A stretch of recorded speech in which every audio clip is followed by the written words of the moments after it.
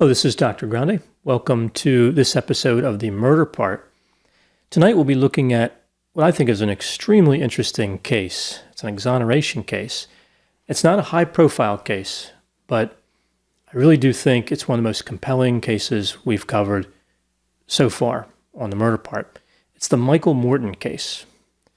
So I'm here tonight with Jeff and Mike. How you doing, guys? Very good. Yeah, very good. How are you? So I'm doing well. So Jeff, what do you think about the initial impressions before we get into the details? What are your thoughts on the Michael Morton case? One of the things that struck me about Michael is his consistency. So he was in jail for 25 years or so before he was exonerated, and he maintained his consistency that whole time. He never gave up, right? He never lost his character throughout it and maintained, yeah, I'm innocent. I'm not going to tell you guys anything different, even if it gets me out of jail. I'm innocent, and I'm maintaining that. And that strikes me, it tells me a lot about his character, you know? And obviously, if you're innocent, you want to maintain your innocence. But he could have gotten out of jail and been on parole. Mm-hmm. But he didn't. He chose not to because he wanted to do the right thing. So I think very interesting for many reasons, but I appreciated reading about that. Yeah, he really, you talk about like people are guilty, they change their stories and all that. He never changed anything in his story the entire time. Right. And his story turned out to be true. What are your thoughts, Mike? I was struck by Michael's, just his compassion through the whole thing. But also, it was very much a case of prosecutorial overreach hugely, and then just investigative fault on that side. The sheriff's office investigators, they narrowed it down to one suspect within the first few minutes of the investigation and never looked anywhere else, and fought against it for the next 25 years. Mm-hmm. Yeah, it highlights how when the people we think of as the good guys, when they start doing bad things, there's no way to get justice. There's barely a way to get justice when the system works sometimes, I feel like. But when the good guys go astray, you're done as a defendant. You're done. There's nothing you can do. Now, fortunately, there was a small crack that he was able to fly through, and we'll talk about how he got to justice. But normally, if you have corrupt police and corrupt prosecutors, as was the case in this situation, there's little hope. Yeah, tragic. So let's take a look at a little bit of history here for Michael Morton. He was born on August 12, 1954. His father worked at an oil field company. And apparently Michael saw how hard his father worked and thought, yeah, this isn't for me. He went to work with him, I think, one day. Or no, I think he was in the car, saw his dad working out in the rain and just, busting his butt every day. And yeah. Yeah, he decided he wanted to go a different way on that. And they lived in Waco, Texas. They moved through a number of small towns in Southern California and moved back to, I think I'm pronouncing this right, Kilgore, Texas. As far as I know, that's right. I think so, yeah. It looks like Kilgore, but you never know with these pronunciations. Oh yeah, it could be borrowed from another language, and who knows how it's pronounced. Well, the next video, I think, or the next channel rather, should just be the pronunciation part. Well, that's not our strong suit, so we don't do. We'll just it's not going to be. It's not going to be the pronunciation part. It's not the mispronunciation. Right. Part. Maybe we could do that one, the mispronunciation part. We can mispronounce a word in many, many ways. We can amaze you. Just in when every you thought language. In every language. That's right. We can butcher almost any word. Yeah, it would be the murder part, except for words. The murdered words part? The murder. We're the one doing the murdering now. That's right. That could be like the watch us murder now. Watch us murder language. This word didn't have a chance. Didn't even get a trial. So Michael graduated from high school in Kilgore, if that's how it's pronounced, and he met Christine Kirkpatrick in 1976. They were attending college in Texas. I forget what university they went to. Was that Stephen F. Austin State University? Was that in Nacogdoches, Texas? I can't remember. Sam could look it up. Maybe Sam could check that out for us. Sam, can you check that out for us? Thanks, Sam. Both of them dropped out of college, so I guess it didn't matter too much. They dropped out of college, and they tried to transfer to another university, But that university said, yeah, we're not taking those credits, which I find curious because both schools are in Texas. Seems like they should have. Yeah. But It might have been an accreditation issue. Not sure. yeah, maybe the first one. Well, I think the first one was a legitimate school. That's why it kind of surprised me. Now I know like certain, if you're like too far in, like a college might not take, like if you have like 60 units, they might say, no, we only take 40. Right. But usually every credit is considered valid unless there's a limit. It's strange. I think it also depends on what your program is, right? If you got 40 credits in psychology and you want to go into a mechanical engineering program, Right. they're not going to accept those. Your credits. electives might come Right. in. Your Yeah. electives might come in. The base courses might come in, but if they were mostly through degrees and wanted to try and continue in a slightly different program, but they were going to lose like half of their credits, I can understand making a decision not to pursue that. It's always important to check out your options before dropping out of college, if your plan is to continue, just to see of course, I guess they could have always gone back, but either way, they didn't. And Michael ended up stocking shelves at a Safeway. So I guess Safeway's been around a while. Yeah. I didn't realize know that. I have no idea how long maybe Sam can check on that. How long has Safeway been open? Sam's got like a list, like, I'm like, what am I looking at now? Safeway supermarket. So he moved up to the management of a particular area in the supermarket. Like one of the departments. Right. It wasn't like the manager, but it wasn't at the bottom anymore. So he kind of moved up, and he had this unusual relationship with Christine, and this became analyzed to death Right. over what would happen in the next few years. But they had it was a passionate relationship, and they bickered a lot. And apparently they spoke to one another in a very candid manner that made people uncomfortable, including the use of expletives. Yeah, especially in the early 80s. Like that was late 70s, early 80s would have been very shocking for some of the language they used. But from what I understand, that in that early time, they would argue about anything, like literally anything that would come up, they would get into an argument about, and they would just bicker and argue until one of them just started laughing. And once one of them laughed, the other one would laugh, and then they'd end up in the bedroom together and behind closed doors. And some of their friends were like, "Okay," like they watched that and witnessed it. One of the big ones that came up over and was huge in the trial later on was Michael's use of one specific term, and that was one that the two of them had heard at a party, spoken very deliberately by one of their friends, and both of them found it to be hilarious at the time, and they talked about it for a while. And then Michael just started in jest using it to address her. Right. Yeah, and that really, really worked against him. I'm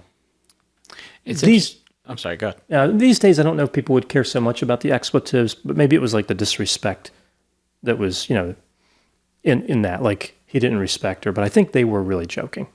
Yeah. I really think it just strikes me as a joking kind of thing. It's interesting that they use the word passionate to describe their relationship. When I hear the word passionate, I think of a positive connotation, which I think was very intentional. I think they intentionally had I think they did have a positive thing going on. But when you hear arguing, you think negative, right? You think that's a problem, especially when it's gotten to the point where they're arguing constantly, when they're arguing around friends, their friends are pointing it out to them. So passionate and arguing don't necessarily go together in my mind. But when the way they describe the relationship in books and video clips and things like that, they genuinely cared about each other, but they had an odd way of showing it, like kind of that they'd get everything out in the open. They would talk about things when they came up. They wouldn't really hold anything back. Which, okay, that sounds like it could be a positive thing. That's as therapists, that's kind of a lot of what we do. Like, let's get it out there and let's talk about it. So that's kind of a point to them, I think. And so it sounded like an odd relationship to me, but also one that they just kind of made it work in their own way. And that would come up too in the note that we'll talk about it later. But the note that Michael would leave for Christine the night before she was murdered, or I'm sorry, the morning that she was murdered. It was very candid. Spoiler kind of- alert. yeah. Yeah. Very, very candid note, and I think it really exemplifies the way that they would interact with each other. Just everything's all out there, not mincing words or anything. Just I'm going to tell you exactly what I'm thinking, and that's what it sounds like to me. I love that note. That's the flatulence note. Yeah. Yes, I love that note. I love it. It's so genuine and so real. Yeah. Yeah, I think it's actually highly consistent with how people describe them. So for it to be used as inculpatory when really it was neutral, kind of shows how, in light of what people think he did, everything gets twisted. Like you're talking about the word passionate, it gets twisted to, they hated each other. Yeah, I don't see that when I see the word passionate. Right. I've talked to clients about the word passionate, especially talking about the 3 pillars of love, right? Passion, commitment, and intimacy. And every time I talk about passion with them, I say it's just strong emotions. Doesn't matter what the emotion is. If you have strong emotions for somebody, there's passion there. And that passion can be redirected. If it's anger and there's a lot of anger, it's because there's some strong emotions and that can be redirected eventually. It's really the biggest issue is when you feel nothing for somebody else. And that's when there's no passion at all left anymore. So when I hear passion, I'm just like, okay, they felt strongly. In one way they're arguing, and then they were probably very, very, physically amorous, it sounds like at times. But it sounds like they definitely had a teasing relationship. I don't know if we want to use the phrase that Michael used to say to Christine. We could spell it out. I mean, it started with the letter B. Yeah. And it's a common reference to a dog of the female variety. So yeah, he would say that particular word followed up by "get me a beer," Right. and then she would respond with something like "get your own beer" or go screw yourself or something like that. Like it was a kind of a give and take on that one, and it was just part of one of their things because they found that particular phrase funny when one of their friends actually said it for real. Right. So in a way, they were mocking someone who used it in a mean-spirited way. And I think, kind of used it to strengthen their relationship, right? To kind of show we can joke about we can take serious offensive words and joke about it. Yeah, especially like, again, in the late 70s, people were a little more sensitive to expletives. Now I feel like everybody's immune to it. It's almost like Some of them. It's almost like they don't even mean anything anymore. Like they've destroyed all the expletives because people aren't scared of them. It's just the regular words. There's a great show. I think it was Netflix, hosted by Nicolas Cage. Oh, yeah. I saw it. I watched swear those. words. Oh, they were so great, so wonderful. the history of where they came from, and then how they have an influence today, and everything is wonderful. But one of the areas I wanted to touch on, because it becomes really important later on, is during that time period, the arguments they had.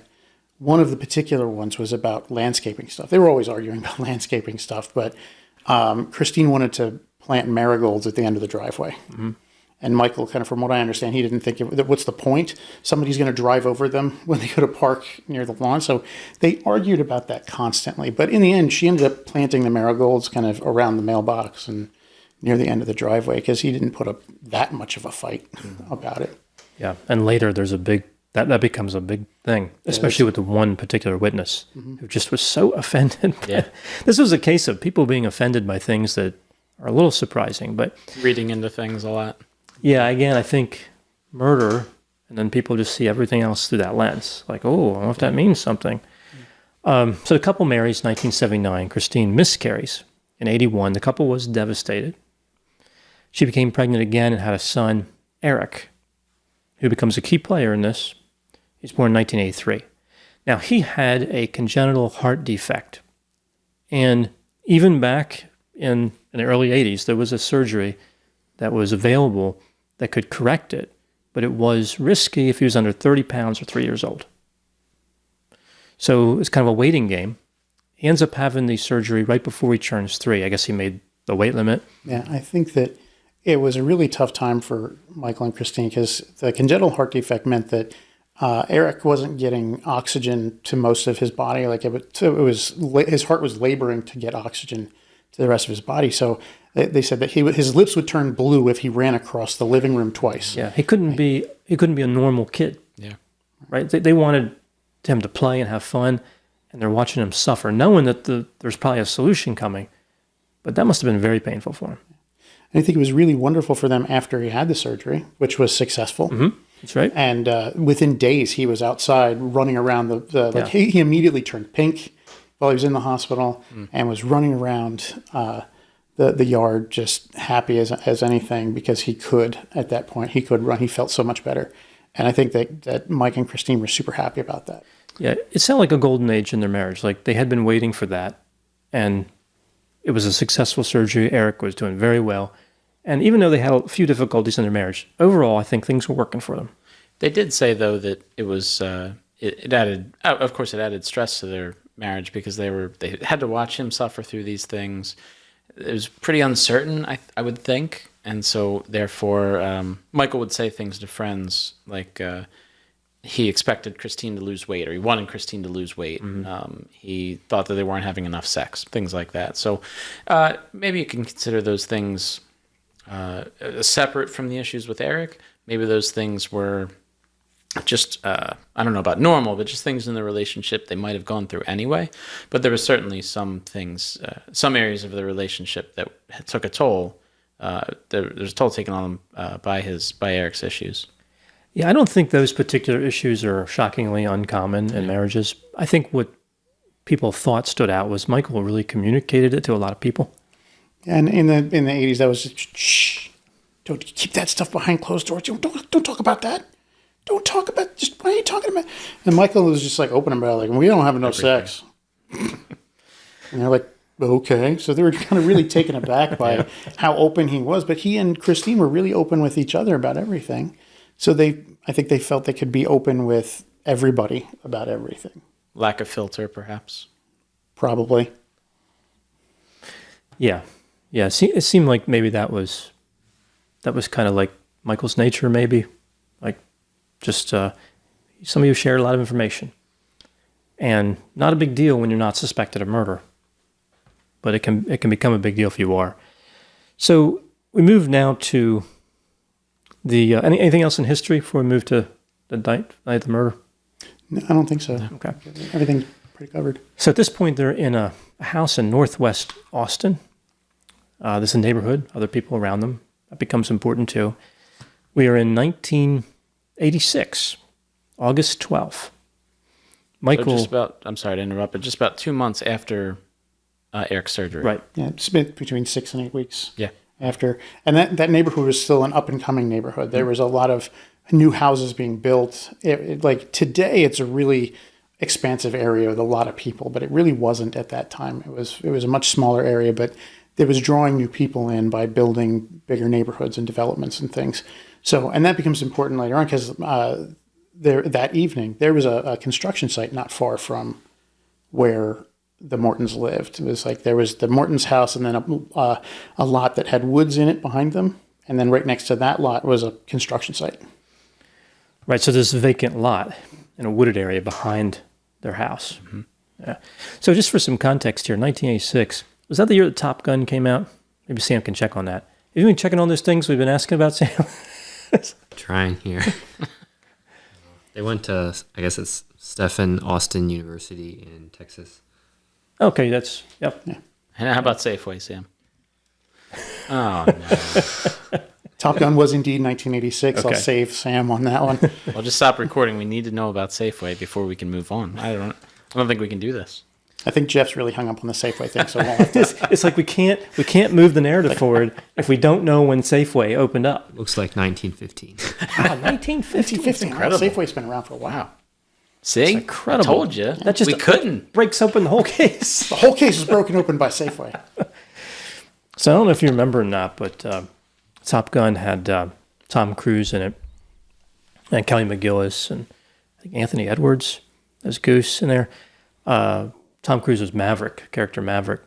And I'm a big fan of Top Gun. I know a lot of people are like, oh, Top Gun's actually awful. This is what happens with movies. They come out, people like them, and then later on people figure out that the movies weren't good, but then they come back in style later. Especially as the movies around them get better. Right. Over the years. Like we've got movies now that are just like amazing, and you look back at anything made in the 80s and go, wow, that's terrible. But we have to remember, it was the 80s. Nothing good came out of the 80s, and I include myself in that. I think the music in the 80s was incredible. I'm a big fan of 80s music. But yeah, I mean, movies struggled in the 80s and 90s, arguably. And I'm a big fan of Top Gun, but I'm also a big fan of grammar. And one of the things that bothers me about Top Gun is in the opening, I don't know what that's called, but that opening slide that comes across where they like catch you up on what the movie's about. They use the word insure, INSURE, when they meant ensure, and ENSURE. So what they were trying to offer insurance packages to people all over the world. Yeah. Yeah, bad. I mean, to have it in the title slide, or whatever, whatever that's called. I don't know the movie lingo for that, but whatever that thing's called. Prologue slide. Something, yeah. And that would be like, Star Wars, it's going across the screen and they misspell like Luke. If he was even in, I don't know if he was in there. They spelled empire with a U. It's like the evil umpire. Oh, it's about baseball. I didn't even know. Well, you wouldn't, Jeff. Yeah, you're right. I wouldn't. You're right. Don't look to me because I won't know. All right. So August 12 is actually Michael's 32nd birthday. Right. So the couple and Eric ate at a restaurant in downtown Austin. Apparently this was a big deal for them. They didn't do it too often. When they returned home, Eric was put to bed and Michael had love on his mind. He did. He brought home an adult video as he wanted to try and strike the mood. Now, there's something about, this was mid 80s, but I can't help but wonder if this was a 1970s era film. They have the kind of like stereotype of like really corny disco-esque music that's out of tune.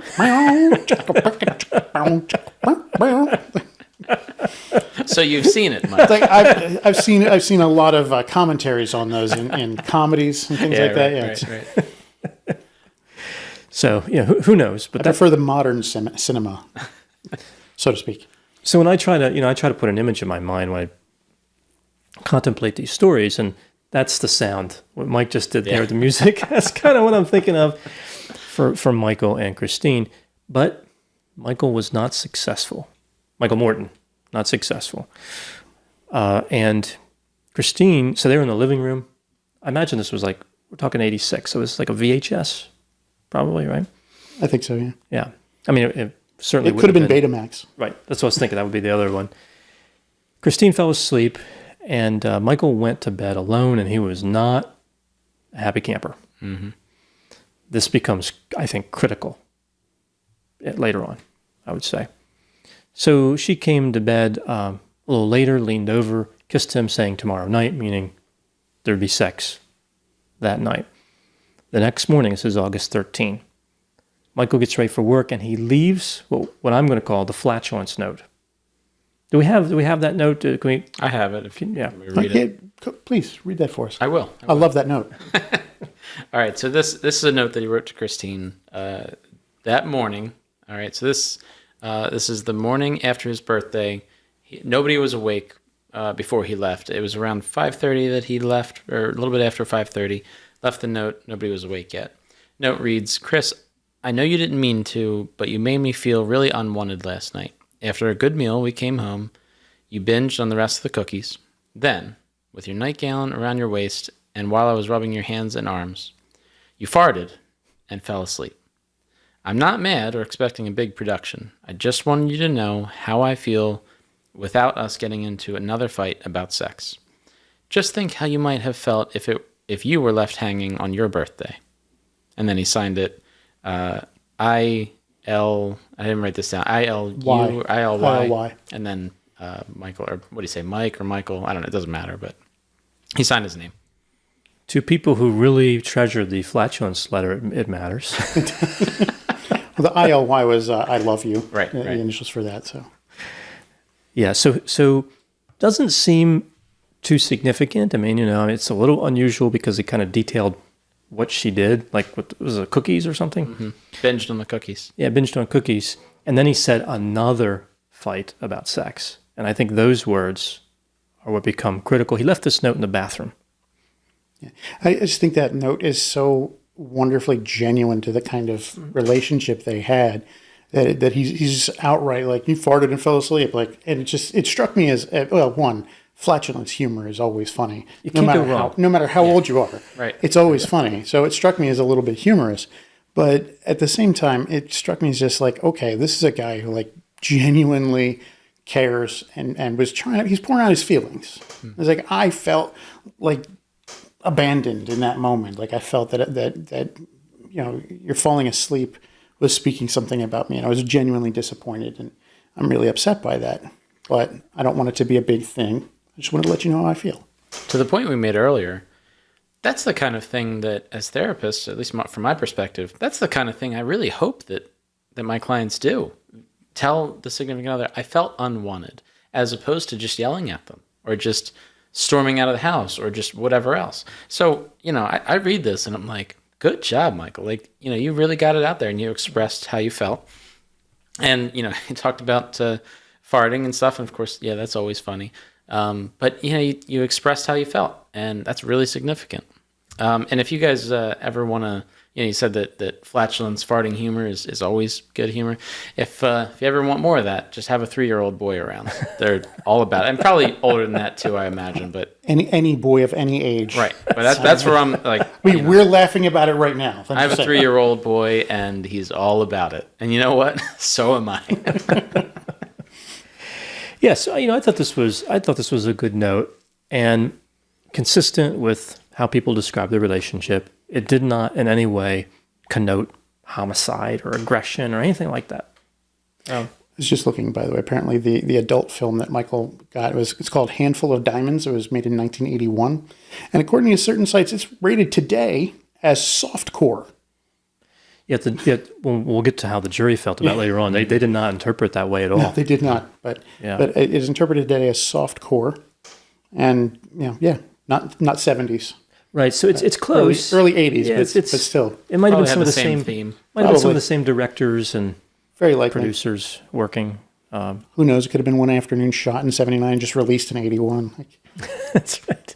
Production delays or something. So they just lost the reel. That's the production delay.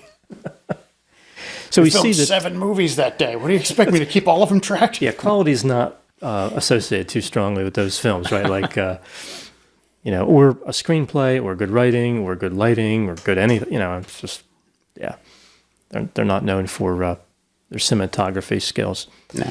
So we see that Michael left just after 5:30 a.m. on his way to Safeway, established in 1915.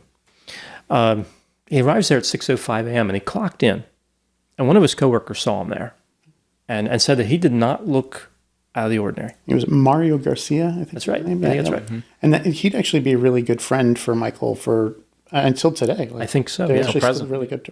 Yeah. They're actually I still think he really said good friends. one of the only ones that maintained contact, if not the only one that maintained contact, he said, from his previous life. Yeah, and had believed him the entire time because he saw him right after he was, well, we'll get to what happened, but right after he theoretically would have committed murder. So he kind of knew that nothing was wrong with him. It didn't seem like he committed murder. Yeah, you come in, you clock in, you joke around, you stock the shelves, acting like you do every other day. Mm-hmm. Who's going to be like, well, this guy just committed murder? Like, unless you're like Gary Ridgway. Like, Right. Like, that's a guy who gets away with that. Unless you've got blood like all over your clothes or something, a knife in your... Oh, sorry, I forgot to... Oh, I forgot to put this down. Oh, sorry. It's not what it looks like. Did that happen to you, Jeff? Never done it. I don't know what you're talking about. Don't ask my coworkers. So after he left work, he stops at a shopping mall. This was just after 2 p.m., 2 in the afternoon. Sometime around 3:30, he went to pick up Eric at a babysitter named Mildred Redden. Apparently she babysat a number of children. She was an older lady who lived a few blocks away from where they did, and she watched a bunch of the kids from in the neighborhood. Yeah, so she said that she had no contact with Christine that day, and no one dropped off Eric. I guess Christine normally did. Yeah. He wasn't there. Yeah, it was that, remember, this was in the early 80s. There was no way anyone was taking a kid to a daycare. Right. Not after the whole satanic panic stuff that was going on. Like, there was no way. So yeah, she was watching Eric. She was used to watching Eric, but Eric hadn't gotten there. hadn't showed up. So Michael said, "Hey, can I use your phone? I'm gonna call Christine." Right. And now the person who answered the phone will become an important person. So this is, Michael calls his house, his residence, thinking that, or hoping his wife will pick up. Right. But a man named Jim Boutwell picks up instead. This is a sheriff who's now dead. He died of lymphatic cancer a while back. But he was a sheriff, very popular, and at that point, a little bit controversial figure. He was just on the leading edge of becoming disgraced, which eventually he would be. Mm-hmm. There's a few things that Boutwell's known for. Henry Lee Lucas would be the one I want to talk about the most. But before that, we see that there was a shooting at the University of Texas. The perpetrator is called the Texas Tower Sniper. I think his name was Charles Whitman. Maybe Sam can check that out. Whitman, something like that. Whitman. I'm going to leave it up to Sam. Whitmer? Is it Whitmer? We'll leave it up to Sam. We won't speculate. We'll find out the information. So this guy was a former military. I think he was Marine. He climbed up in this tower with a number of weapons. It was Charles Whitman. Whitman, okay. And he was a horrible killer, but he was also an amazing shot. A marksman, like just unbelievably talented marksman. And that's very unfortunate for the people in the area, as he shot and killed many people. So eventually the police would go up in the tower and they'd shoot him at point blank. Well, they would miss him, actually. One would miss him altogether, and another one would shoot him with a shotgun. But in the meantime, everyone was trying to scramble to deal with Whitman. And Jim Boutwell was, for whatever reason, in an airplane, flying around the tower, getting shot at. Because every bullet that headed toward him was one that didn't head toward the ground and potentially kill somebody. Yeah, he was trying to draw the fire towards him. So he was buzzing fairly close to the tower to try and get that attention. So, it's very, very heroic action on his part. Therefore making him into a hero. Yeah. That would come into play with this. Yeah, he became really seen as kind of the white hat cowboy sheriff. It's Texas, and he would wear a white cowboy hat everywhere he went. So, and he was the kid of a sheriff who was the kid of a sheriff going back I think 3 generations of law enforcement going back to early sheriffs in Texas, and so he had a big reputation to fill in right up until the Henry Lee Lucas stuff. Yeah, he had built up a lot of capital. People really liked him. Yeah, he wore the white hat. He wore a little handcuff thing on his tie, which is, for whatever reason, has fallen out of favor. People think of them as impolite now, but back then that was the thing. Cowboy boots and a separate gun belt, which a lot of officers wear, but it was like the same style as his regular belt. So it had like that 2-belt angle look, you see, kind of like very old-time sheriffs. Mm-hmm. He was kind of a classic sheriff type. Yeah, he was leaning into that. I'm the white hat sheriff from the spaghetti western kind of thing. Yeah, probably somebody who liked Clint Eastwood movies and very invested in good guys and bad guys. Not worried too much about how to figure out which one's which, but we'll get to that. No, because he definitely fell into the bad guy category. Yeah, Boutwell was a bad guy. He was all the way around. It seemed like he was just more focused on making a move. And didn't really think about the consequences of it necessarily, but let me just make a move, let me do something. And maybe that had something to do with his image, maybe, but let me just make a move and I'll deal with those consequences later was perhaps a mindset. Yeah, so he'd built up a lot of capital, but then came along Henry Lee Lucas, right? So this was a man who killed 3 people, and he had apparently a pretty good memory. So Henry was able to, you could tell him something and he could kind of give it back to you. And Boutwell had this idea of feeding him information about killings. And Henry would confess in exchange for different items and conveniences in jail, because Henry was facing life either way. Yeah. So initially, because Boutwell was so respected, law enforcement was coming in from all over the country to Texas with their unsolved cases they want to get off the books and closing them, air quotes, with Henry confessing. Yeah. And what was interesting was that the rangers and sheriffs who were overseeing Lucas would ask for those police departments, send over your case file. Send over your case file. And then they would sit down with Lucas and give him every bit of information in it. And then when the investigators would show up to talk to Lucas, they'd just ask him stuff and he would just give them every bit of information because he'd been fed it beforehand. Yeah, and they were amazed. Yeah. They were thrilled to have closed these homicides, which were likely going to be cold forever. With the promise of, and I might not be remembering these correctly, but I think I remember hearing TV, like TVs in a cell or something, or different perks within jail, things that maybe other prisoners wouldn't get. With the promise of that, I don't blame him for feeling incentivized. You know, like, you're not doing the right thing, of course, but you're already a murderer. You know you're going to be in jail. What's the difference? You know, if he lies about more things, I'm sure he doesn't really care at that point. Right. And from what I understand, he wasn't being kept in the prison. He was being kept at the local jail. And he did have a TV in his cell, and he had, which was a big deal at the time, cable TV. And he had, his cell door was never closed. Like, his cell door was open. Like, they'd bring people in and out. He'd go use the bathroom like, he had the punch code for the door to get out into the main lobby. And they kept a bowl of quarters sitting on the thing just for him to go up to the vending machine and get sodas. Like, he could basically, if he'd wanted to, he could have walked out the front door and left. But he didn't, because he got all the things he needed. Right. And things he wanted. Like, I'm just going to get some chips and some soda and go watch my TV. And they're going to come in every once in a while and be like, here's the deal. You know, here's all this stuff. Say it to these guys when they come in. I imagine maybe that was better than, I don't know for sure, maybe that was better than his life outside of jail. Like, I'm sure maybe he didn't have a lot of money, so, like, let me sit here and get stuff out of a vending machine. They'll keep giving me more perks the more I confess to. So, yeah, I don't blame him for having that mindset. I mean, what else is he gonna do? I think he and his brother or cousin or something were drifters. Otis Toole. Otis. Yeah, they were drifters, and so they didn't have the great life outside of jail. So he had it made. If I'm not mistaken, Otis Toole is the person they think is responsible for killing Adam Walsh, whose father became famous on America's Most Wanted. That case, I think he was abducted from a mall. I think if I'm not mistaken, the most popular theory is that Otis Toole was guilty of that, and he was an associate of Henry Lee Lucas.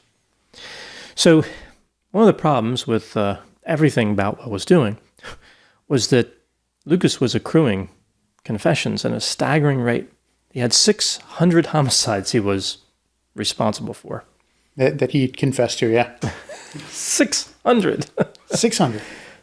So pretty much he was killing several times a day on some days. I mean, in order to make that schedule work. Yeah, and sometimes on the same day and on opposite coasts. That's right. Well, and then there was a Netflix special on this, on Henry Lee Lucas, where some people came over, correspondents, journalists, I think, from Japan. And I think they just wanted to talk to Henry and Boutwell. You know, it was all about showing him off. And Henry said, you know, I killed some people in Japan too. He'd never been to Japan. And they're trying to be nice, you know, like, well, what? We just came over to talk to you. It wasn't about a case. Like, we didn't think you ever been to Japan. Yeah, well, I killed somebody there. Did they say that he gave the poison for was it Jim Jones?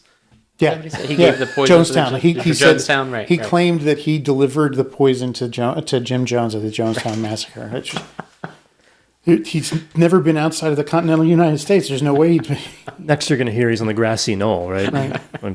I'm sure that if somebody had asked him, he'd have said, yep, that was me. I was in the school book depository, and Lee Harvey just handed me the gun. He was on. Then he went to see a movie. Like, next he would say, like, and I was at Cal Poly, and anything that might happen at Cal Poly, maybe there's going to be a girl missing. Lacey that Peterson, was me. Kristen Smart. But that hasn't happened yet. Like, don't worry about it. Don't worry about it. It's going to happen. That's years in the future. That's all right. I did it. It's all right. I'm going to do it.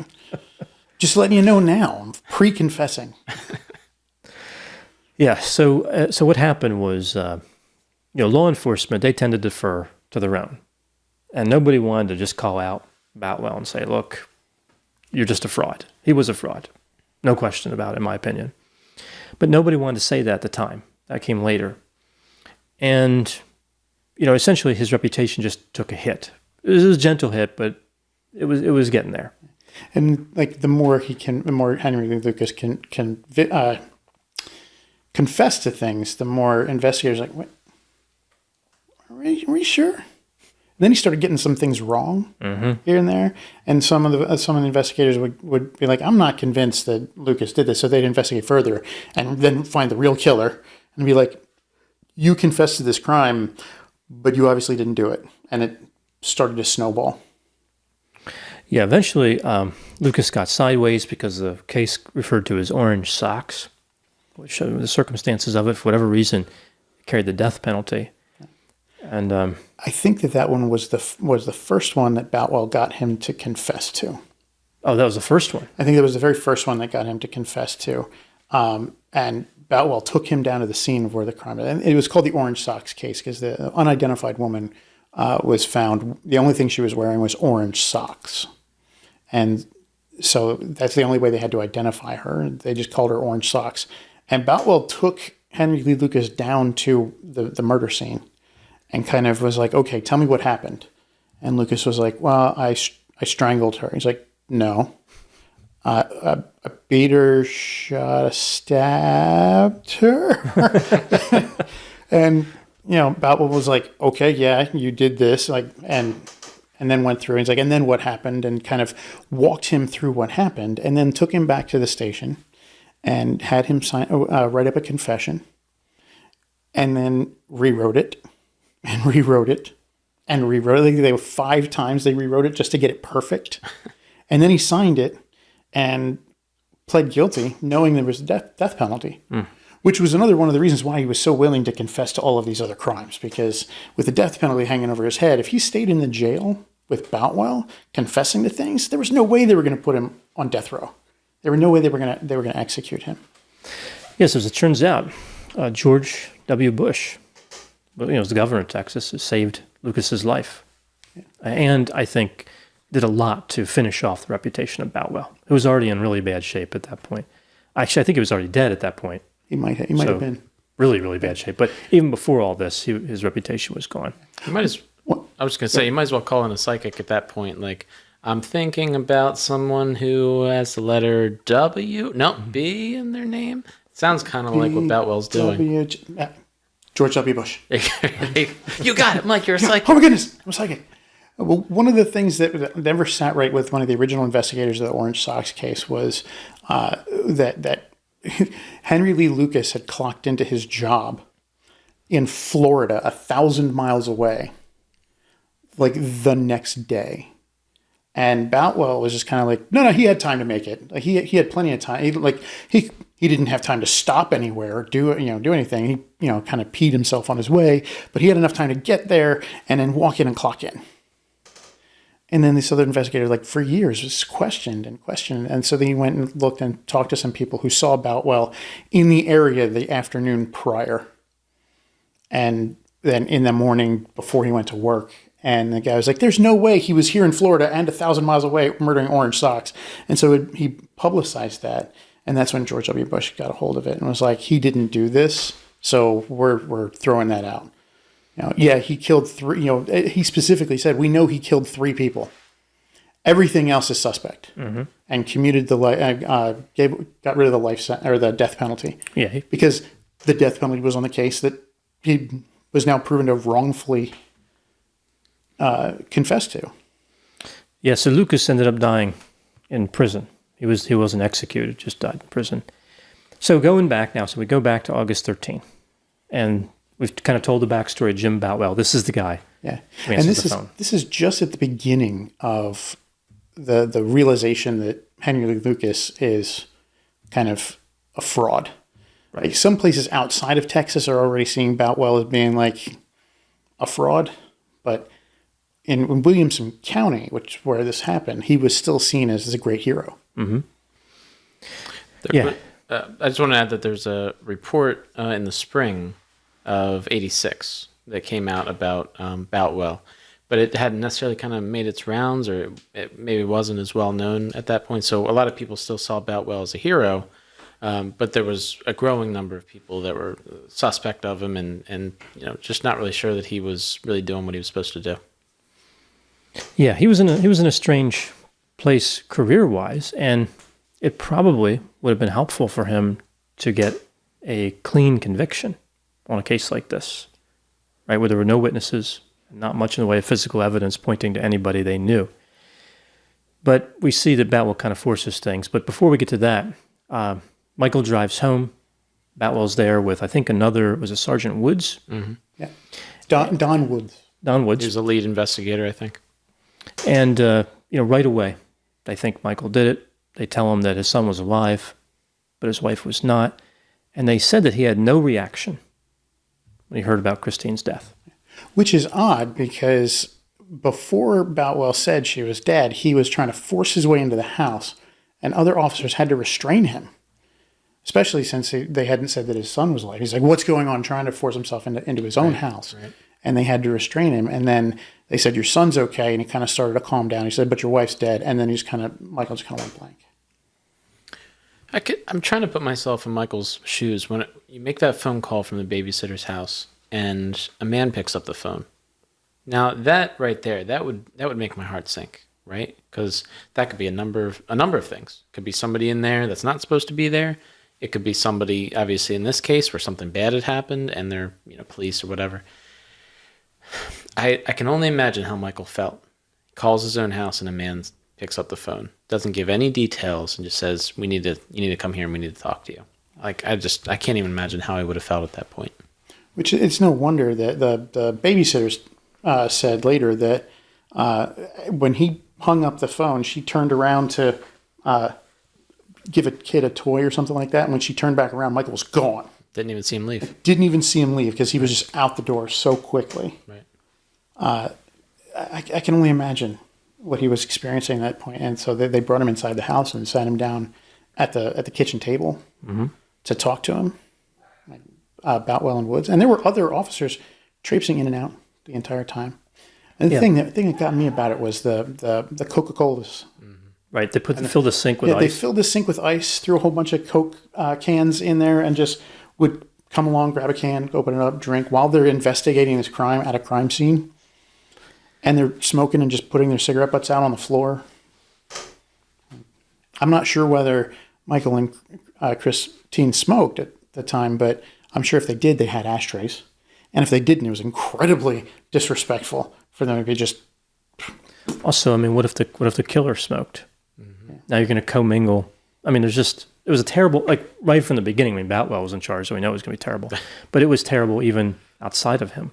Like these were just awful police officers, just terrible at their jobs.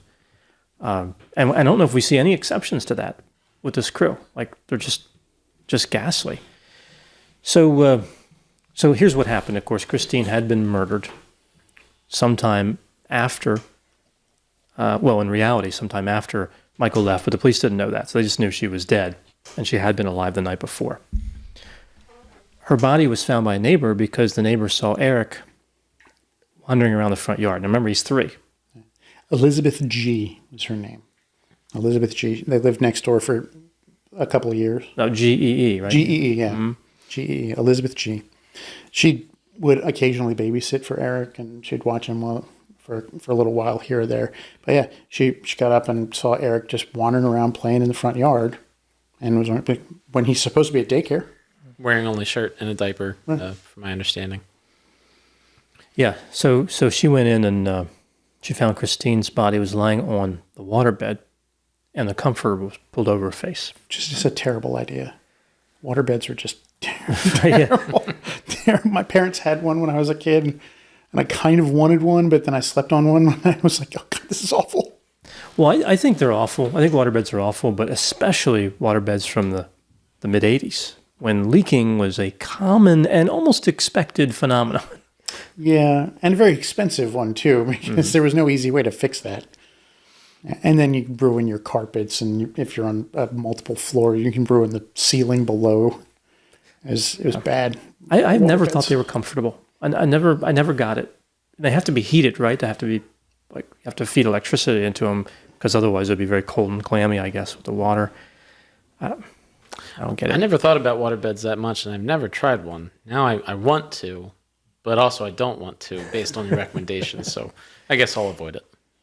Yeah, I mean, some have like a lot of baffles, so they're not as bad, but I just don't think they're comfortable. It's still impossible to get up out of one. It's essentially like a box. You put a bladder in and fill the bladder up, and then trying to get out of it, you have to go over the side. It's ridiculous. Yeah, it's All like, right, you convinced me. I'm not going to go. All right. It's like being Like on if I a could boat. talk you out of anything in life, Jeff, it's getting a waterbed. Do not get a waterbed. Yeah, it's like being on a boat, right? Like with the waves. Not fun. Not for sleeping. So a blue suitcase and a wicker basket have been stacked on her body. Kind of an unusual action for someone who knew her, like a killer that knew her, wouldn't do that. Of course, they might do it to throw people off. There was no forced entry into the house, but later they would realize that the sliding glass door leading to the backyard had been left unlocked. They also found some fingerprints on that door that didn't belong to anybody who lived in the house. I was about to say that maybe that was one thing that they did right. I didn't hear anything or didn't read anything about fingerprint contamination. Like perhaps the officers and the investigators wore gloves and therefore they didn't find their own fingerprints, and they were able to find, I think, 15 fingerprints from somebody who did not live in the house. So they were able to find that. Perhaps that's something good that they did. Right. I mean, you mentioned like nobody seemed to be a decent and cop in this, but I think Don Wood kind of was. Like, he wasn't a great cop, but he did everything that he needed to do to a point. And it was Boutwell and later prosecutor Ken Anderson, who was very important to the case. They were the ones who kind of took from him, because later on we get to see how extensive Wood's investigation actually really was. Yeah, you could make an argument that Wood was good, but he was so good that they didn't take his evidence and use it. Like they didn't share that evidence with the defense. Right. So that is an argument in his favor. Like he actually did an honest investigation to some extent. I agree it's limited, but to some extent it's limited. It's not. He didn't push to make sure that Ken Anderson or Boutwell didn't go this route, which I think is where he made his failure. But as an investigator, he did a great job. Like, he collected all the fingerprints, collected everything, accepted every bit of evidence and every testament. Like, he followed up on things, but then just that wasn't used. Mm-hmm. I believe it was Woods that also made a comment about. I'm trying to find it here, but I don't know that I'll be able to anytime soon. Made a comment about a claim that Michael had made or something to that effect, but he put in a report that Michael said this, but we know that's not true. Maybe perhaps something about part of the house was left a certain way, or maybe even about something that Christine had eaten or something. So I get the impression that, I think Woods did a good job, but also he had that mindset, perhaps just from Boutwell, that Michael had committed the murder. So I wonder how much he was influenced by it or how much he actually believed it. Either it was Boutwell told him in no uncertain terms, Michael did it, make sure we know that. Right, sure. Or he was just kind of starstruck or like mentor struck with, okay, Boutwell's my mentor. He's the sheriff. Like, he said it was Michael, it's got to be him. So I'll just follow it along. But he still did everything he needed to do to secure evidence. And which ultimately did help Michael, not immediately, but yeah, not when it should have, but it did in the end. Yeah. So we see that Christine's purse was missing and a .45 caliber semi-automatic pistol. I didn't see any specification what type it was. I picture it as a 1911, but I don't know. Probably. It's a very popular gun in Texas, really everywhere. Yeah, It is one of the most popular handguns of all time. Michael actually specifically asked, he had multiple guns in the house, and he specifically asked if any of his guns were missing when he was talking about at the kitchen table. Mm-hmm. And he went through the guns that he had, and like Boutwell kind of looked at Woods when he mentioned the .45, and so he's like, "Oh, is my .45 missing?" Like, yeah, and they thought that he had shot her. Of course, we'll find out later that she died from blunt force trauma, but her wedding band and engagement ring were on the nightstand in plain sight. There was an expensive camera in plain sight. Now, the gun was missing. Again, the purse was missing. But a lot of other items weren't. It was a fresh footprint in the backyard. The 15 fingerprints that you mentioned, Jeff, one was on that blue suitcase that was stacked on her body. So at this point, Boutwell assumes that Michael is the perpetrator, especially after he read the flatulence note left in the bathroom. Yeah. And he made up his mind right then and there. Probably because of the speaking of flatulence in there. That's probably really what did it. It's probably the speaking of sex more. Oh, yeah, you're right. Oh, you're right. It was like, oh, they didn't have sex. He said he's fighting about sex. Well, he did it. I mean, but really, you heard about farting in there. He's like, oh, he must have done it. Yeah, okay. I mean, that would do it for me. You know, if Boutwell had a sense of humor, maybe he could have appreciated the note. But I think he was very focused on how this was an angry person starved for sex. It was. It went into a rage and killed her. Yeah. And that's the story that he would tell to prosecutor Ken Anderson. And tell him over and over and over. Mm-hmm. And for a while there, Ken Anderson didn't buy it. Like, he's like, we don't have enough evidence with this. But there were two different things that changed his mind. And one of them was the medical examiner. Mm-hmm. Yeah. And we'll get to that. So we see here at this point, Michael kept talking to the police. He kept cooperating, which is actually not a good idea. Let them do their job, and you do yours, which is to get a lawyer. I want a lawyer. Right. That's the first thing you should always say if you're involved in a case like this. I want a lawyer. Mostly, I think we've said this before, protect your own rights. Mm-hmm. I don't know exactly what the police are and are not allowed to get away with in an interrogation room in the state of Delaware. I want to have an attorney present to navigate me through that process if I'm gonna help. Let alone in my dining room. If they're just sitting me down there, I'm liable to say anything at that point. Where they're putting the cigarette butts out on my carpet or my hardwood floors. Mm-hmm. I'm gonna get a lawyer. Get these out of here. Yeah, interestingly, Michael had enough money for an attorney. He hired one later, and they said, stop talking to the police. That was the first thing they told him. No more cooperating or communicating anyway. But at this point, he did not. I think that's the first thing a lawyer's going to tell you no matter what. Mm-hmm. Don't talk to the cops. Yeah, talk to the lawyer, right, and figure out if there's any statements they think you should put forth or not. But, yeah, Michael was just kind of, he was just playing it by ear. But he did deny, and his story didn't change, right? He did deny being involved in the homicide. Story never changed. So they gave him his son back. And now remember, they already think he did it, right? And the first thing he does is he stays in that house overnight and continues to stay there. Yeah. A lot of people were questioning, like, why he didn't just go to a motel or go to a hotel. But I think Michael he wanted to try and get things back to normal, as normal as they could be. So, like, he put Eric to bed and then just started cleaning up. Started cleaning up the Coke cans and cigarette butts and then, putting things back in place. And that night he then crawled in bed with Eric and slept there. He would sleep there for a while until everything else was cleaned up. And then he would go back to sleeping in the waterbed, which a lot of people thought was weird. I think it is a little weird. Yeah. To be in the house at all and then to be in the same exact bed. Yeah, that didn't help him. That didn't help him. That one I can kind of understand, like, why they were suspicious. But again, it doesn't mean he did it. Right. It's just an odd behavior. Odd doesn't mean guilty. And the other question, like, where else did he have to go? Yeah, was he made of money? Like, he could afford a hotel every night? He could afford an attorney or a hotel. I don't know. I'm going to go for the attorney at this point. And a waterbed beds are expensive. Beds were expensive then. Mm-hmm. He's got a waterbed that he's got to either try and get rid of to get a new bed. Imagine trying to sell that. Yeah. I'm going to say, anybody want to buy a murder bed? Is there a story behind this waterbed? No, nothing. No homicide happened. I'll tell you that. Well, it's not real estate, so you don't have to disclose with the waterbed. You do with real estate, just so we're clear. Well, yeah. He would have to say, hey, somebody died in this house, which actually became an issue later. Like, he did try to sell the house, and nobody would buy it. It was a murder house. It was a murder house. Nobody would buy it, and he was up to his eyebrows in debt because of that. Like, he'd had a mortgage and now couldn't do anything with it. Didn't want to live there, but couldn't offload it to anybody. Nobody wanted to buy it. I'm curious about Michael's mindset when he went to sleep in that bed again.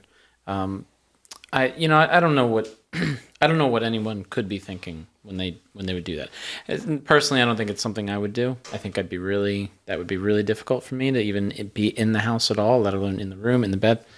But I'm curious. Maybe if for some people that has a sense of closeness to the person that was murdered, like, yeah, that's where she was murdered, and I don't know. I'm just speculating, and I'm curious what he was thinking about. I'd love to understand, and maybe he does have a book out, so I wonder if he elaborates on that at all. But I'm really curious about that. I've never spoken to anyone in a situation like that, or even heard anyone speak about it.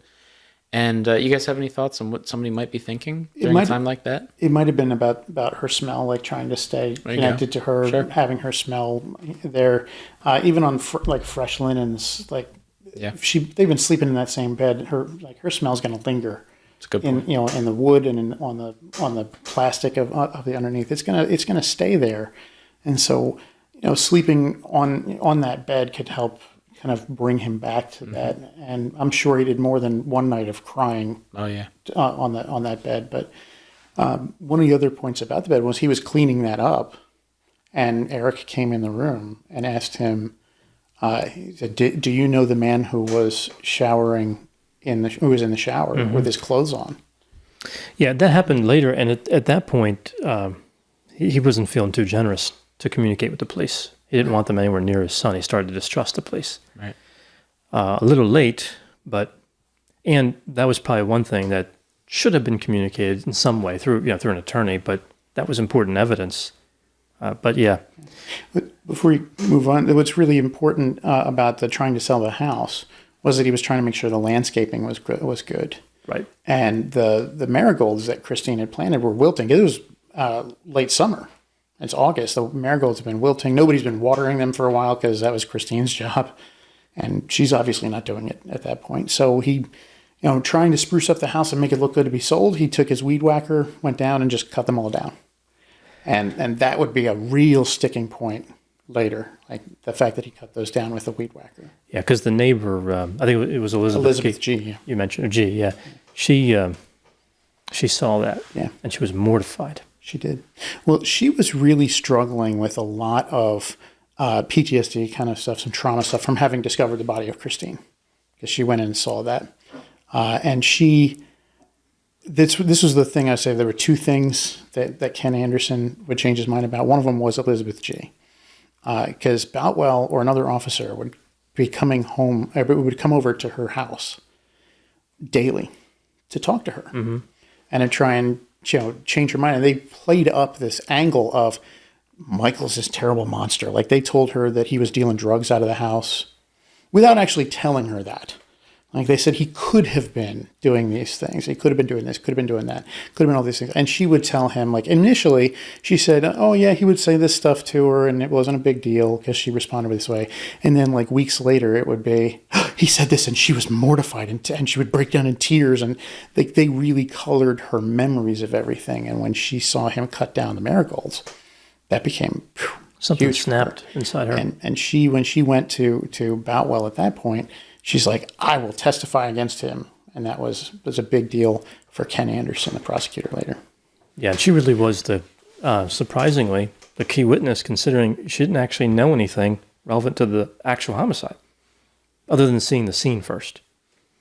We see that there's been a lot of suggestive things throughout this case with Christine's parents, the investigators being kind of suggestive to them too, that not like you said, Mike, not saying, oh, Michael did it, and perhaps they did, but implying things, making kind of subtle comments and really getting to that point where they believe it, but they've never actually said anything necessarily.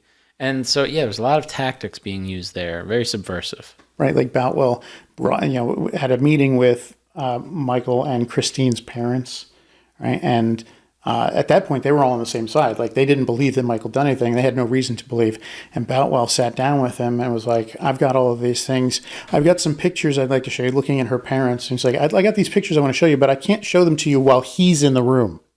And looked right over at Michael, like, with that heavy implication of, if he's the reason, like, he's the guy who did it. I can't show you these photos because we're going to use them in prosecuting him. All of us versus him. Right. Like that's like me saying, like I'd show you this nifty thing, but I can't with Jeff in the room. What gives, Mike? That's exactly it. They weren't masters of subtlety. No. Right. So moving to August 14, next day, we see the police are in the neighborhood. They're talking to people. This is called canvassing. This is where they should be asking questions like, what did you see? All this stuff. But they were actually there just to reassure people the murder was not random. And they hinted to several people, they kind of know who did it. Don't worry. You're safe. So they were doing more of a reverse canvas. And weren't asking questions. They were making statements. They were trying to insert data instead of collect data, right? It was that point that a couple of people started mentioning some other things to them and tried to tell them things, but The man in the van, right? So this is really the big story. So the first thing, well, not the first mistake the police made, but one of the first big ones in terms of the evidence. Two neighbors, a couple and another person had seen a man driving a green van parked in that wooded lot that you mentioned before, the vacant wooden lot, 100 feet from the back door, the sliding glass door. 100 yards. 100 yards. 100 yards. Yeah, so 300 feet away from the backyard. Certainly something that a person could walk over fairly quickly. This happened several times. Yeah. It was the people living across the street from that vacant lot noticed it. I noticed this green van. It would pull up, kind of pull into the wooded area, and then a little while later it would leave several times over several days. One other person said they saw a big man get out of it and walk further into the wooded area. And up to the fence. Yeah, up to the fence, the Morton home. Early in the morning on the day Christine was killed, the man in the van was parked in that wooded area. He was spotted there. So they have a history of him being there, and he's there, and they have a history of him walking up to the fence. Seems like a suspect you'd want to investigate. And Don Woods took all of this stuff. Like Don Woods did take all of these statements, but the people who made these statements expected more follow up, expected more questions and more things, but that never came. Never came, and they just thought that the police had figured it out. Like they either dismissed it, they knew it, they found the man, and it wasn't him, or somehow the police, they knew best. They didn't second guess it, and it kind of makes sense that they wouldn't. I mean, you wouldn't think that the police are being, doing a poor job. Now, also on the same day, August 14, John Kirkpatrick, this is Christine's brother, goes into that vacant lot and finds a blue bandana stained with blood. At that point, the Kirkpatricks were still on Michael's side, like they hadn't been poisoned against him by Boutwell yet.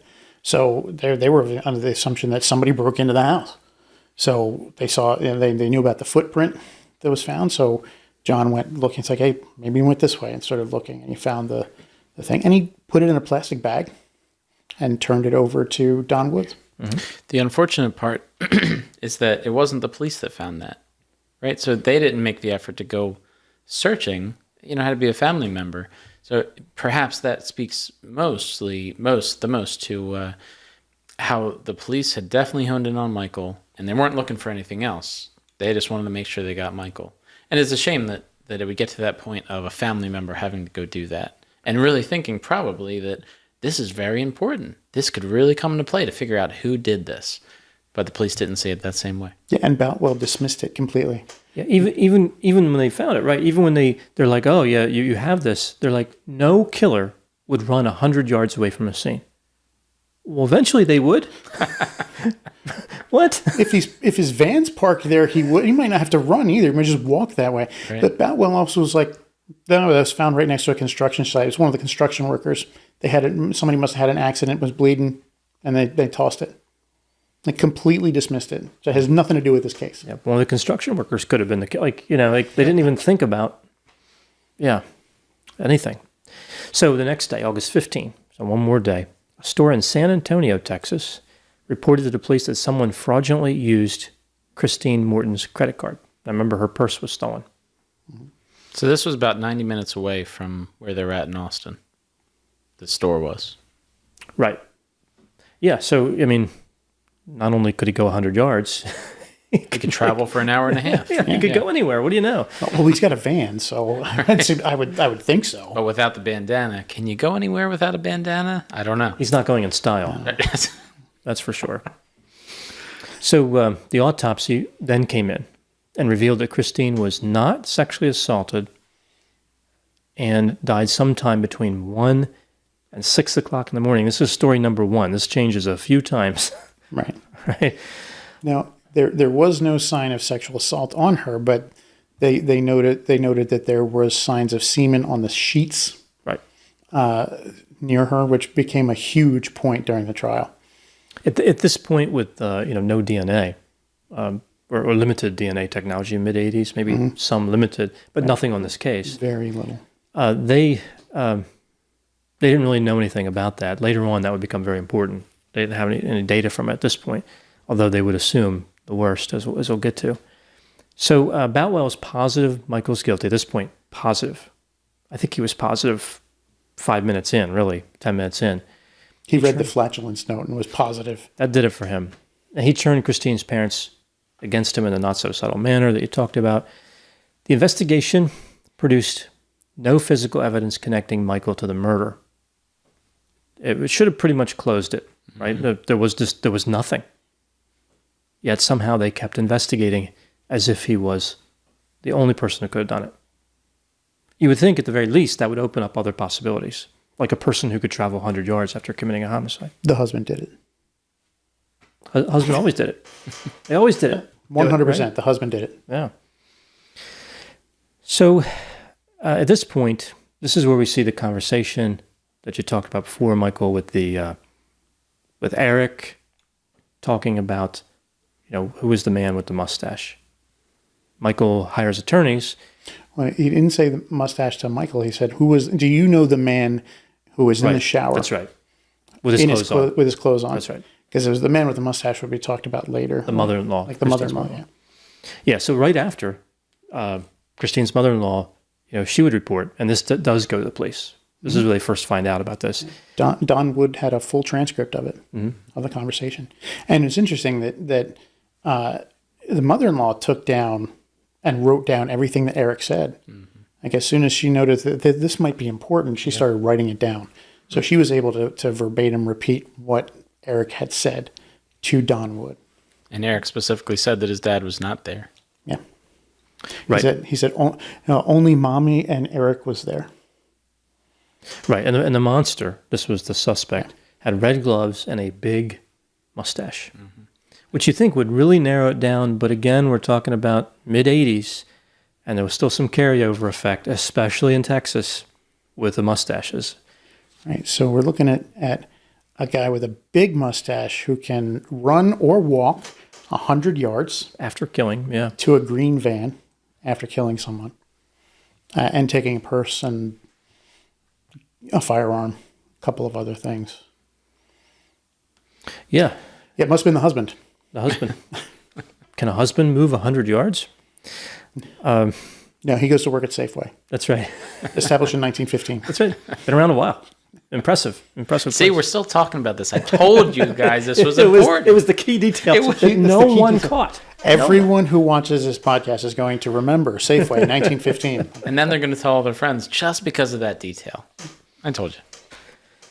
So the medical examiner, this guy was another interesting addition to this case. So he changed his theory about the time of death. Remember, it started 1 a.m. to 6 a.m. It left this possibility that Michael was innocent. And that was based on the food digestion, which is not, there's no precision to that, and it's not a scientific method of determining. I think liver temperature is the technique that they use to be able to determine time of death at this point, because it's, cools at a regular rate. But digesting food does not. Digestive food has come up in many of the cases we've done so far as a negative thing, like that it didn't indicate necessarily much of anything. Right. Yeah, I think undigested or partially digested food is something that's available in a lot of cases. And just because it's available doesn't mean it helps you at all. But I mean, it can tell us some things, like Jean-Benet Ramsey, like it told us that she ate pineapples, but they didn't use that to try and figure out when she died. Right? And this medical examiner did. Like he was like, I looked at that. She had this food, so she must have been between 1 and 6, based on his experience with autopsies. yeah, even though later he would say that none of that none of his determinations were based on any science. Yeah, he said it was his opinion based on his experience, not based on science, but based on his experiences. And this was the second thing, right? When he learned Right. that the police had a receipt that showed that the dinner the night before was paid for at 9:21. That's right. He revised his time of death, and like he was under the assumption that she had eaten at 11 p.m. No later than 11 No p.m. later than 11 p.m. So he's putting it at 11 p.m. and then finds out she ate at 9:21, which means like an hour and a half earlier, and then he revises his time by 4 hours. Yeah, 4.5 hours. Four Yeah. and a half hours. So she couldn't have been murdered any later than 1:30. Yeah, and that really swayed the prosecutor. Yeah, that was a big thing. That really opened up the possibility. Well, it narrowed things down, I should say, to where now Michael definitely would have been there. He didn't necessarily kill her, but he would have been there. And you'd think if he was there, he would say, "Hey, look, this is who did it." It didn't look good. It was either Christine bludgeoned herself to death, or Eric did it and he was 3 years old, or Michael did it because they were the only three people in the house. Yeah, or an intruder came in and Michael just said, "You know what? I'm not going to get involved here. Whatever, I see you got to do something. I had some rough times. Look at this note. Look at this note." This will explain everything. It's like, this note explains everything. We didn't have sex. I'm not going to get in the way. Yeah. But you think he might have mentioned something about that. Right. You think when he was cooperating, it would have said, I have a theory. So, yeah, again, it's not clear how an hour and 39 minutes transfers to 4.5 hour time difference. But again, this isn't based on science. So, Right. It's apparently not based on math either. no, it's not. So literally anything goes. No science, no math. No Might as well just science. say whatever number you want. No science, no math. Well, he did. Right. He said a number that went with Boutwell's hypothesis of the crime. Mm-hmm. And that was the thing, the fact that Elizabeth G. went on the record and said that she would testify and that she was a golden witness against Michael, and that the medical examiner had changed was what got Ken Anderson on board with charging Michael, because it was the next day that he approached Boutwell and said, "I got a warrant secured for you. Go get him." Mm-hmm. Yeah, so you're familiar with Michael Baden. I think I've talked about Michael Baden before, a very famous New York forensic pathologist. Mm-hmm. He was on the Autopsy on HBO, and many, I can't emphasize how many cases Michael Baden's been on. I feel like he's the only medical examiner who can stay in the room when a camera comes on. Think about it. He's like, every time you see a medical examiner on one of these shows, it's Michael Baden. I just figured he's the only one. He's also one of the only medical examiners or coroners who actually has experience. Yeah. That's the thing. There's no state or federal requirements for medical examiners. I think medical examiners have to be an MD. They have to have an MD. Coroners don't. So, if your coroner is the one picking up a body and doing an autopsy, they might not have any kind of medical degree at all. Yeah, it's a terrible state of affairs. There was a case, I can't remember it now, but there was a case a while back that I did a video on where it was in a state. I think it was a Peterson case, not Scott Peterson. It was another Peterson, Drew Peterson, I believe. I think it was Drew Peterson case. He murdered his wife and put her in a barrel. I think that's the one. He was a police officer. And in the state or county or where that case occurred, I can't remember where it was, they had what's called a coroner jury, which is people, citizens are on this jury who decide the cause of death. There's no, or if it was homicide or whatever, suicide or accident, or whatever. But yeah, just a regular people from the public. Yeah, that is interesting. Amazing system. Now, there is a medical examiner or a coroner or somebody involved in that, but yeah, it's the citizens that decide that, kind of like a criminal jury. Wow. You were talking about Baden coming in. Mm-hmm. He made some comments later. Right. He was not a fan of this particular. Not a fan at all. I mean, I would say heavily critical is an understatement. Mm-hmm. He really. I mean, it was under the cases. He had screwed up other cases pretty substantially, to where there was exonerations. Mm-hmm. So this wasn't his first rodeo in terms of screwing up. Michael Morton was arrested on September 25, 1986. So we've talked about a lot, but this has only been about a month and a half. A month and change, yeah. Yeah, so We go right to being charged with murder. He was shocked, but he was certain he would be found not guilty. Yeah. And when Boutwell came and got him, they didn't even like. Boutwell could have and had the option to call him up and say, come surrender yourself. Come into the station, surrender yourself, talk to your attorney, whatever, come in. He chose not to do that. He chose to go down with like 3 squad cars, walked in, didn't give him a heads up, just walked in and said, okay, you're under arrest. He's like, what about my son? He's like, we'll give him to your neighbor. And took Eric and gave him to Elizabeth G., who he was very familiar with at that point. Because, like I said, they'd been stopping by nightly. There was a statement by Elizabeth G.'s ex-husband said that he got used to coming home and seeing a squad car either parked out front or in the driveway over the course of that month. Mm-hmm. Like it was that regular that it was happening. So he just gave, Boutwell just gave Eric over to Elizabeth G. and marched Michael handcuffed and put him in a car. All about the image, showing up with 3 squad cars and just unannounced, come with me, do whatever with your son. No consideration there, all about image, all about I'm right, you're wrong, us versus him. It's a continuous theme. Yeah. Again, I think kind of playing the hero cop thing. It was really ingrained into Boutwell. Yeah. The image.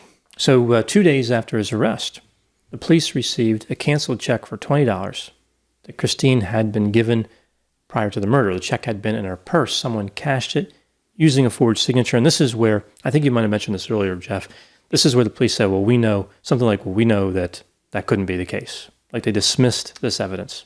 Yeah. Completely. Right. Mm-hmm. What's interesting is later on, Michael would look at that check and realize that was his signature. Yeah. He signed that check and he gave it to her and she put it in her purse. So somebody had cashed that check. But it wasn't forged. It was Michael's signature.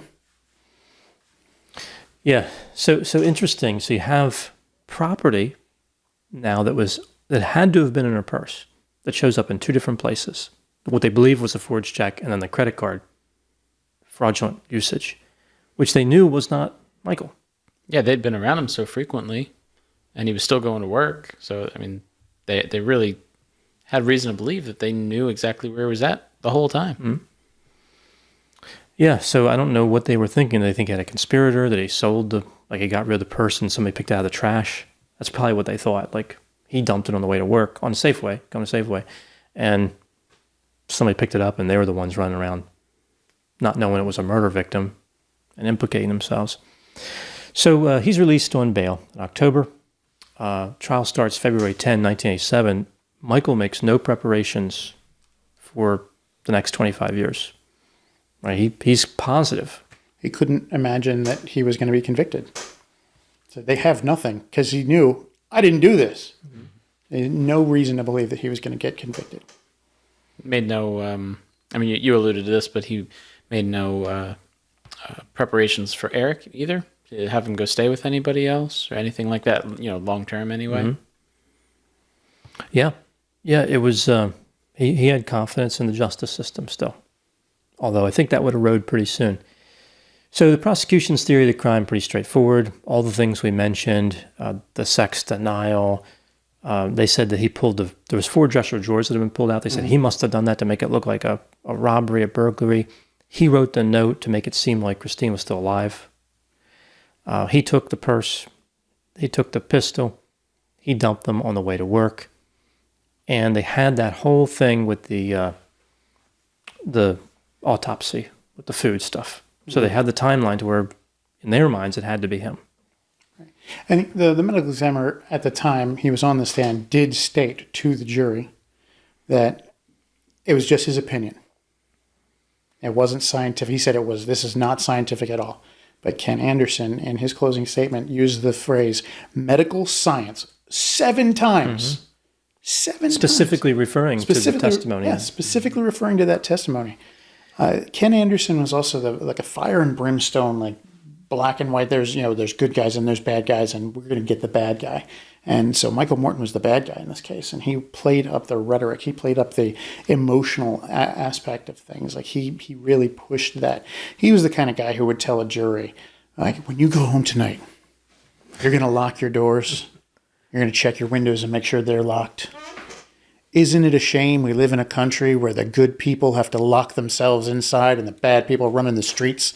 And he would look at the defendant at that moment when he talked about the bad people running the streets, really making it clear. And he would really play that up. And Michael did the one thing that nobody should ever do, especially in a murder trial. He testified on his own behalf. Mm-hmm. And I say nobody should ever do that because it never goes well. I've seen a few cases where I kind of understand why the defense attorney did it, but I agree in general, unless the defendant is the only one who can introduce something in, like you can't get it in otherwise, what's the point of taking the risk of cross-examination? Because Ken Anderson really went hard on him emotionally. Like he was like, "You beat her," and Michael's like, "No, nope." He said no. Yeah, like he said no every time. He's like, "You beat her and beat her and in between each one, Michael's no, I didn't." And then he talked about the big thing about the semen stain on the things. He said that Michael had masturbated over top of her after he killed her. And when he was making that statement in court, tears. Ken Anderson throwing tears down his cheeks as he's talking about how monstrous this was. And that's when he at that point he brought in the tape, the handful of diamonds, right? And showed it to the judge. Showed the first 5 minutes to the jury, and the jury was like, "Oh, this is awful." Yeah, I find it interesting. The jury was repulsed, and one juror thought to himself, "What kind of person would watch this?" They were just disgusted by what later described evidently as softcore. What would they think of what's available these days? Ooh, the heads would explode. It would be like quadruple homicide. Right, yeah, enough to convict anybody, apparently. We want to put, is one count of murder enough? Can we up that to 5? We know he only killed one person, but can we get 5? Yeah, really playing to the emotions throughout all of this. Yeah, and speaking of the emotions, we see that Michael didn't show emotion when he heard Christine's death. That was used against him. He made unkind remarks, all the things we talked about. The lawn trimmer and the marigolds. Oh, yeah, Elizabeth G., when she testified, that became a huge thing. Especially the jury foreman would talk about that at a later point, where he was kind of on the fence about how he felt. And then Elizabeth G. was talking about all of the way they interacted and everything. And then Anderson asked her, "And what did he do later?" Afterwards, and she says, he cut down her marigolds with a weed whacker and looked directly at him, at Michael, just like, with a weed whacker. And that was the jury foreman was like, and that's when I knew I didn't like Michael Morton. Like just the vehemence that Elizabeth showed when she talked about the weed whacking her precious marigolds. Like this was the one thing that she really cared about in her whole life, and he just callously cut them down. They were dead already. But yeah, that's a thing. People rarely think of the marigolds. Right? Somebody think of the marigolds. Exactly. So we see that Michael also repainted his bedroom, and he started sleeping in the waterbed. As I mentioned, I think the repainting kind of makes sense. Well, there was blood everywhere. Yeah, it was pretty messy in there. And trying to clean that up, even with bleach, it's going to leave tinge on the walls. Mm-hmm. You can never get that completely clean, so you put up a roll, after you clean up as much as you can, put up primer and then paint. That way it doesn't look like there's your wife's blood all over the walls. Wait a minute. You didn't tell me he used primer. Now I think he's guilty. No. Apparently, primer is the thing that gets you guilty in Jeff's mind. Well, I mean, as far as everyone else is concerned, why not? You know, exactly. Like, oh, use primer. Now I'm going to convict him. Everything else. Yeah. Wait, marigolds and primer? Now he's done it. And Michael's defense was trying to say, like, no, there's stuff that shows that somebody else came into the home. Now, they only had what they only had from the investigation was the footprint, the fingerprints. They didn't have anything else. No, there's no physical evidence at the time to the crime, no murder weapon. I think their motive was weak, but obviously they think their motive was strong. Michael had no injuries. Now, this was blunt force. Mm-hmm. You would almost certainly have injuries if you were the perpetrator. He had none. Why would someone kill their wife and leave their son alone, especially considering how well he cared for Eric subsequent to his alleged involvement in the homicide? Just seems like no one would do that. I mean, you're already in for one murder. I mean, it doesn't... And if you're in that much of a rage, rationality doesn't come up. Like if you're in that much of a rage, anything you see is going to be tinged with red. Like if you're in enough of a rage to kill your wife, what's to stop you from going through the door after your son? Yeah. Very little. He was right there. I mean, they had already known that, according to Christine's mom, I think that Eric had talked about seeing it happen and all, so he was already there. He was apparently within eyesight of it. Right. So yeah, the murderer could have it. very easily. But Ken Anderson didn't bring that into the trial. Right. And what it turned out, he didn't even turn that information over to the defense. So they couldn't bring it up. Right. So they had no idea that Eric saw anything. Right. If they'd known that, they would have brought up, like, hey, see, this is what he said. Well, But they didn't know about the bloody bandana. They didn't know about Eric's testimony, and they didn't have information about the semen yet. Right. So the defense really didn't have a chance. Right. They didn't have everything turned over to them. And that would become a major point later, 25 years later, as a matter of fact. Actually, I think it was 20 years later, timeline-wise, when that would The start. DNA, When right. that would start. Yeah. But yeah, Michael, what was it, 2 hours the jury was out? It wasn't long. It was surprising. You would think this would be a case. Now, the defense did a good job considering, I think they did a good job considering what they had available to them. There was fraud. There was crime that Ken Anderson had committed. They didn't know about that, the withholding of the evidence. I thought there was still reasonable doubt, even based on what was presented.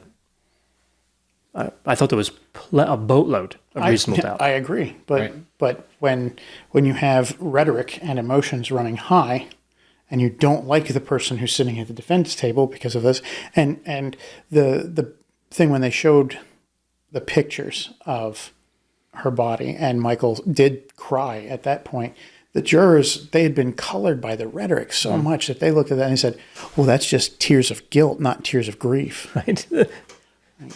Tears of guilt, which look a lot like tears of innocence. I don't know. I'm a licensed professional counselor. So are you. So are you. I'm not sure I could tell the difference between tears of guilt and tears of grief. They're a different color. Are they? Yeah. All right. Okay. So they're clear with a slight yellow tint or blue tint? You're acting like you've never seen them, Mike. Come on. Doesn't one come out of the right eye and one comes out of the left? They start going up and then they go down. It's a whole thing. Oh, it's versus the corner of the eye versus the inside of the eye. Like where do they come at? Like It's a different tear duct altogether. right. Oh, so the grief tear duct is on the inside. The guilt tear duct is on the outside. Mike, again, you're acting like you've never seen this. Didn't we learn this stuff in grad school? It's like you were supposed to teach us about these things. That's right. There's tears of joy. There have to be tears of guilt and innocence, right? Are there tears of indifference? I guess there could I be. think I've cried a few of those at times. Tears of confusion. I guess there's all kinds of Tears. If there's an emotion, there's a tear for it, and they're all apparently different colors. Well, either way, Michael couldn't get him right as far as the jury's concerned. Yeah. If he had tears of sadness, he's guilty. But if he had tears of anything else, or if he didn't have tears, he's guilty. So there was no winning for him. Tears of sadness. He's just sad because he knows he's going to go to jail, and we're going to make it happen. Well, and that would happen. So this was February 17, just 7 days after the trial started. He was convicted of murder. And he could not believe it. Yeah. I mean, I think that there were probably a lot of people surprised, but not on the police or prosecution side because they had rigged everything to where this is what they were hoping for. So he was sentenced to life in prison with the possibility of parole, something that probably would not happen these days in Texas for murder. He suffered, so we'll talk about this, right? So prison is not, as it turns out, not a fun place to go. I'm shocked. I'm shocked to hear that. Go figure. You ever see a movie Shawshank Redemption? Oh, yeah. One of the greatest movies of all time. It was voted the greatest. Yeah, it was. I think it's probably, I would say top 20 or 30. I wouldn't have put it as number one, but it is voted number one on IMDb, something. Yeah. It's a great movie. Again, I might put it in the top 10, but I don't think I put it number one. So there's a character in the beginning, spoiler alert for Shawshank Redemption. There's a character in the beginning that it reminds me a lot. It might have been the guy from Seinfeld. Might have been the Newman from Seinfeld. I don't know if it's the same actor, but it reminded me of that actor. Kind of like a complainy guy who is sent, he's his first night in the prison, and things don't work out for him too well because he was complaining, calling for his mother, which apparently is an unpopular strategy to stay alive in prison. At least back when the movie was supposed to be shot or whatever. And in general, prisons in Texas these days, I think it was 30% don't have air conditioning. Back in the 80s, I believe it was much higher. Yeah. Texas is a state that's known for temperatures that get excessive. There's actually legislators in Texas fighting against putting air conditioning in the other prisons that don't have it. And that's terrible. Mm-hmm. Yeah, just to cause more suffering. When you have temperatures outside that are topping 110 degrees and a steel roof on the building that becomes an oven and has temperatures going above 115, fans don't work. Mm-hmm. Fans don't do a thing. In fact, the CDC has said that if temperatures are above 98.6, you should not use a fan because it's just blowing hot air on you and not cooling you off, even with evaporation. As temperatures rise, it becomes less effective. Yeah, and apparently in the Texas prison system, you are required to work, or at least back in the mid-'80s, you're required to work. They don't pay you. They don't pay you, though. And fans cost, I think I've read $20 back then, $20 for a fan. If you don't earn anything, the fans cost $20. Because there's like a place in prison. Commissary. You can buy certain things. I wonder how much the air conditioner costs. You get to the cell. There's no place to plug us in. Well, now you need to buy an outlet. Now you need to pay for an electrician. You got to pay for an electrician to come in. And they're like, I got bad news. You don't have an outside cell. So this is just going to blow hot air into your neighbor. And he's not happy with you right now. Yes. I'll invite him over for dinner. It'll be fine. He'll cool off because of the air conditioning, and then he'll go back to his cell. It'll be fine. Yeah. A nice easygoing kind of place where regular jail cell dinner parties happen, and nice convenient air conditioning. Yeah, so prison's pretty unpleasant, especially in Texas. And Michael was there for almost 25 years. He had his son visiting for quite some time, Eric. Initially, when he got there, he hadn't made arrangements, as we said, for Eric's care. So there was a custody battle between Michael's parents and Christine's parents for who would get custody of Eric. And he wrote the judge that was overseeing that case. It was actually the same judge that oversaw his trial, and basically asked, please don't take my son away from me.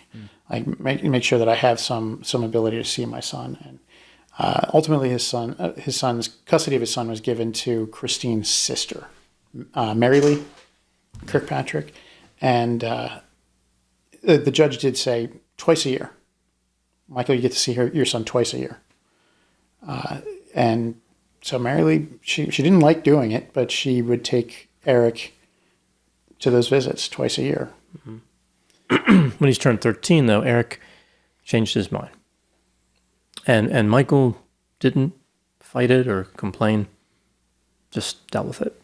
And that's, I mentioned his character before, and I mean, that speaks to that as well. He could have said anything. He could have said negative things about judges, court systems, the prison, anything, and within his rights to do so. Been justified. I mean, correct. Right. Mm-hmm. But he chose not to. He even said that he withheld comments about, even to Mary Lee, about, he could make a sarcastic comment. He had it in his mind, but he chose not to. And he knew that he was right? I mean, Michael knew that he was innocent, but instead he chose to take the higher ground and maintain his integrity, and just say, make sure you take care of my son, which must have been heart-wrenching for him. Yeah. To just bring himself to that level of, I'm right and I know I'm right, and this is so terrible that I won't get to see I know I won't get to see my son again. But yet he just had the integrity to take care of my son. And I think he told Eric, he said, I'm not going to force you to keep coming. Right. And if you don't want to ever come back, you don't have to. And I hope you will someday. And he walked away. And he did say to Mary Lee, turned back around, and he took the high road on that one again. He turned around and said, please take care of my son. Yeah. And that was the last time he saw Eric for a long time. Mm-hmm. I'm no expert on childhood trauma, especially with a 3-year-old. But Eric didn't remember anything from when he was 3, witnessed his mother's murder, or at least some of it. We don't, of course, really know, and he doesn't remember any of it. But I find that really amazing. He doesn't remember any of it, but at the moment when he was 3 years old, he was able to recall details, about the wicker basket, how it had a piece of wood in it, or pieces of wood, I think he said, the blue suitcase, the red gloves, the mustache in the tub with his clothes on. So it's amazing to me that that the mind works in such a way that he was able to recall details then, but he's growing up and he doesn't remember them, right? And of course, if he had remembered them, he would realize, my dad wasn't there. I said my dad wasn't there. But still, at the same time, he's being brainwashed. We would later, I guess, find out that he was being brainwashed that his dad had done it, even though obviously he's innocent. So I don't know. It's amazing to me, and I don't really have a point necessarily there, but it's amazing to me how the mind works in that. And if it just worked a little bit differently, then maybe Eric could have really made some key points in this to prove Michael's innocence. Well, there are neurological things that occur with the brain. The brain of an infant when they're first born it's underbaked, so to speak. Yeah. And it takes a while for the connections to start being made. The long-term memory system accuracy is very limited until around age 3.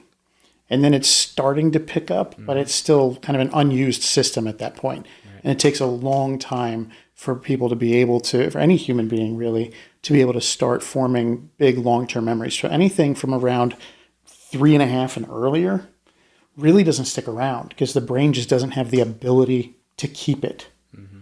And about 3.5 on, usually starts forming more better long-term memories, but it still takes a while. I think 5 or 6 years old is when we can actually reliably say, I have really real memories of that time of my life. Yeah. Anything before that is kind of spotty. It's because the brain needs time to develop. Mm-hmm. It's working a lot on other stuff. It doesn't really surprise me to hear that Eric didn't remember that stuff later. But he could remember it for that short period of time, few months at most. And I think it was only a couple of days or weeks after the incident where his grandmother would write down what he said. So it doesn't surprise me that he doesn't remember, but he honestly, he didn't remember. And he wouldn't tell anybody. And Mary Lee kind of told him, like, don't talk about this. She didn't want the other kids knowing, like, this kid's father killed his mother. And like, that'd be a big thing on the recess, at recess on the playground. That would have been a huge thing. So she told him, like, don't talk about it. So he'd say stuff like, my mom died of cancer and my dad took off. And like, he kind of ignored it for a long time. And he was really encouraged to kind of push it down, as opposed to being encouraged to remember it and kind of recall those details over the years. Yeah. But Michael would even with that painful moment, he wouldn't. That wasn't really the worst moment of his incarceration. In fact, he tried to do a lot of things. He got his bachelor's degree in psychology there. Mm-hmm. He would end up getting a master's degree while in prison. But he was seen as like a one of the best people in prison. Mm-hmm. I love the nickname that he got, Ice Cream Man. Yeah. Ice Cream Man, because what he would do on those incredibly hot summer days, like he would go to the commissary. His parents would put a lot of money in his commissary because they were still firmly, his parents were still firmly in his camp. They knew he was innocent, so they would help him out. They would, like, he had one of those $20 fans because his parents put the money in the commissary, in his commissary fund. So he was able to buy one. But he would, if anybody was really suffering from the heat, he'd buy ice cream at the commissary, and he'd walk around and like just put it down on their bed as he walked past. If they were really sweating and really hot, he'd just hand it out to them. And a lot of the inmates like really appreciated that about him, and they started confiding in him and everything. And he also would do the same thing like in the winter with moon pies. Like if it wasn't hot but people were still down, like he'd buy moon pies and hand them out. Like he was just genuinely still a good, trying to be a good person. I mean, he did have some of his issues in prison. Like there were people. It's a bunch of people who are maladaptive to society in general. So there were some incidents, there were some fights and things like that. But you can kind of expect that's going to happen from time to time. But in general, he became really, one of the most upbeat people in prison, which is saying something. Yeah, the most horrible environment anyone could imagine. And yeah, like you said, he earned his bachelor's degree. I think his master's degree is in literature. So, and there's something about, I don't remember the details of this, but something about he was transferred to another area or prison to get that degree. Yeah, because this was late 90s, I think, when he was getting that degree, or early 2000s. The access that he had in the prison that he was in was limited to the university that he was trying to get his degree from. Okay. So they had to transfer him to another prison. That prison had a work farm, which was horrendous, as all the new inmates had to work on the work detail. And he said he was in his early 50s at that point, or late 40s, and like they did jobs on the work farm that like 20-year-olds were breaking their backs and going, "Oh, this is terrible! I can't deal with this." He said the first week of that almost killed him, but he managed to make it through, and then they took him off the work detail, and he survived through it. But the worst moment of his incarceration he would talk about was when his son turned 18, and he was informed that Eric decided to change his last name. That's right. Yeah, so no longer Morton. Yeah.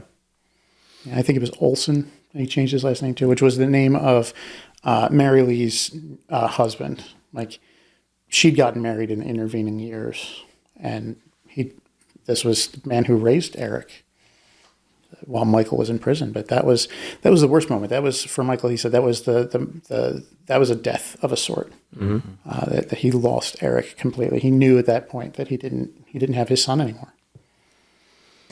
Yeah, so really, Michael Morton lost everything, right? His freedom, his wife, son, the community that would have been behind him, that was initially at least somewhat, they turned on him. He had the one friend we talked about, right? Safeway. And he would communicate. They would send letters back and forth, and they would communicate that way for years and years. As it turns out, though, I guess Michael did have another set of friends, which was his attorneys. And this whole time, this process is agonizingly long, right? Years to get anything done. But it starts right after the trial. Bill Allison was the name of Michael's lawyer. And Bill Allison said that he heard one of the assistant district attorneys, it wasn't Ken Anderson, but one of his assistants, during the surveying of the jury. After a trial's over, the attorneys are able to ask, why, the jury, what made you make this decision and whatnot. And Bill Allison to this day maintains that he heard that assistant say to a juror, "Well, it's a good thing that the defense didn't have all of the evidence, because they would have produced reasonable doubt." Now, the ADA adamantly refuses that he said that. He went under oath to say he never said that, but Allison swears that he heard that, and that's why he kept going out of his way to try and push for things. Eventually, the Innocence Project would get involved with Michael, and they're the ones that would really make a lot of this happen. Yeah, another really important point, because it would be important for Ken Anderson later, was that the judge, Bill Allison, went to the judge, Judge Lott, and said, "Hey, can we review the discovery pages? Like, we want to know what should have come to us and might not have." And the judge said, "Well, I'll look into it." And so he looked and reviewed and said, "I'm satisfied that the prosecution turned over everything they had. That was important. There's no Brady violations. So I'm going to seal this file, and an appeals court can look at it later. But I'm satisfied with what it is." And he sealed the file. So years and years would go by. Innocent Project would get involved, and they really would push.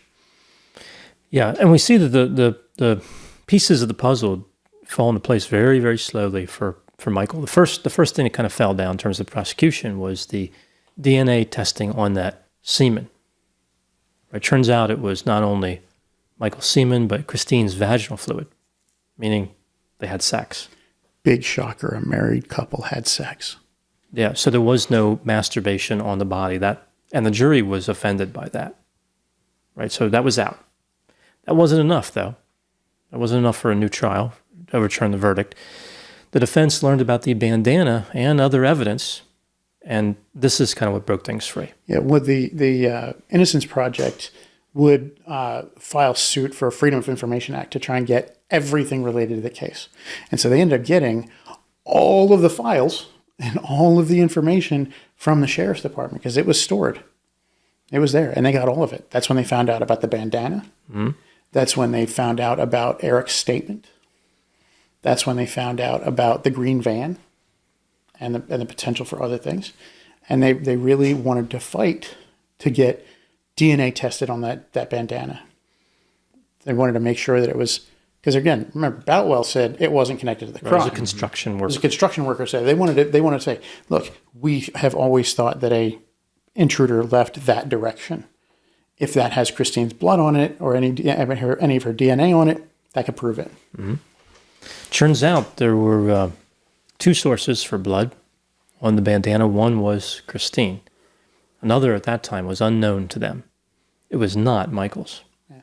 And it was not, my understanding is that it was not a large amount of blood. Mm-mm. It was pretty small. And they had to wait until this point to get the technology. And it was very few labs that had that technology to be able to look at that small a sample size. And they had to identify a certain number of markers. And thankfully, they had just enough markers to be able to identify it. If they had one less, then they would not have been able to identify this blood sample on this bandana. Mm-hmm. So really cutting it close for this one. Thankfully, though, they were able to do it. Right. And what's interesting to me at this point was the district attorney in the area was a guy named Bradley, and he was actually one of Ken Anderson's kind of disciples. And Ken Anderson taught him everything he knew about being and Ken Anderson had moved up to being a judge at this point. And the Innocence Project thought they had somebody who was working with them who has a lot of pedigree with law enforcement and a great relationship with law enforcement, who called Bradley up and was like, look, we just want to test this DNA. We just want to see if we can do it. We hope you don't oppose us. We would hope that you would help us try and make sure an innocent man is not being imprisoned, but at least don't oppose us on this. And Bradley said, no, it'll just muddy the waters. Like what does that mean? Yeah, they really, I mean, they were set on Michael Morton being guilty. And Bradley fought against every kind of DNA testing or looking at anything. Like when Michael Morton read the transcript of what Rita Kirkpatrick had told Woods about what Eric had said, like that was crushing for him because he had gone for all those years, cross fingers, like hoping Eric didn't see anything. Mm-hmm. And he had some indication because of the question, but maybe hopefully that was after the fact. Mm-hmm.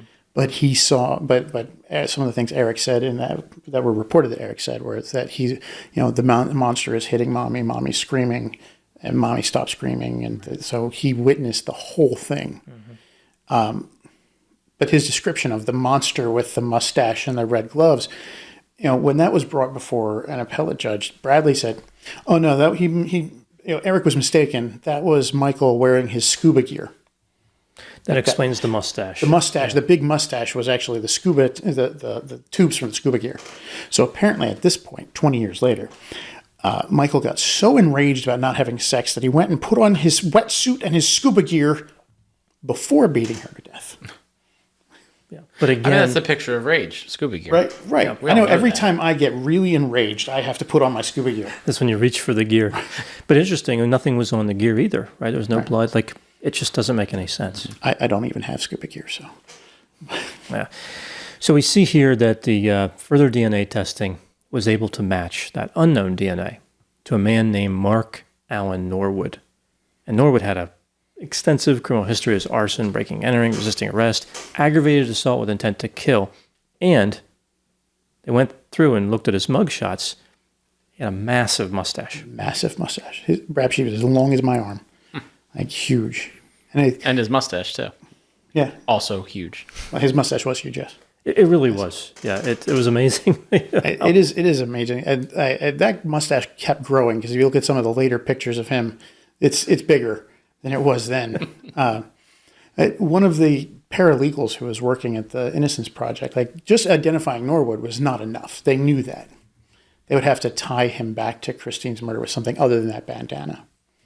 So she started looking at other places. Like, she started looking at his rap sheet. And she was like, well, this guy's got, assault with intent to kill, breaking and entering, all of these things. It doesn't seem right that he's never been charged with a murder. So she started looking around areas where he lived for unsolved murders. And she found that there was one at a town that was eerily similar to what happened to Christine. A woman was bludgeoned in her bed with a piece of wood in the middle of the night.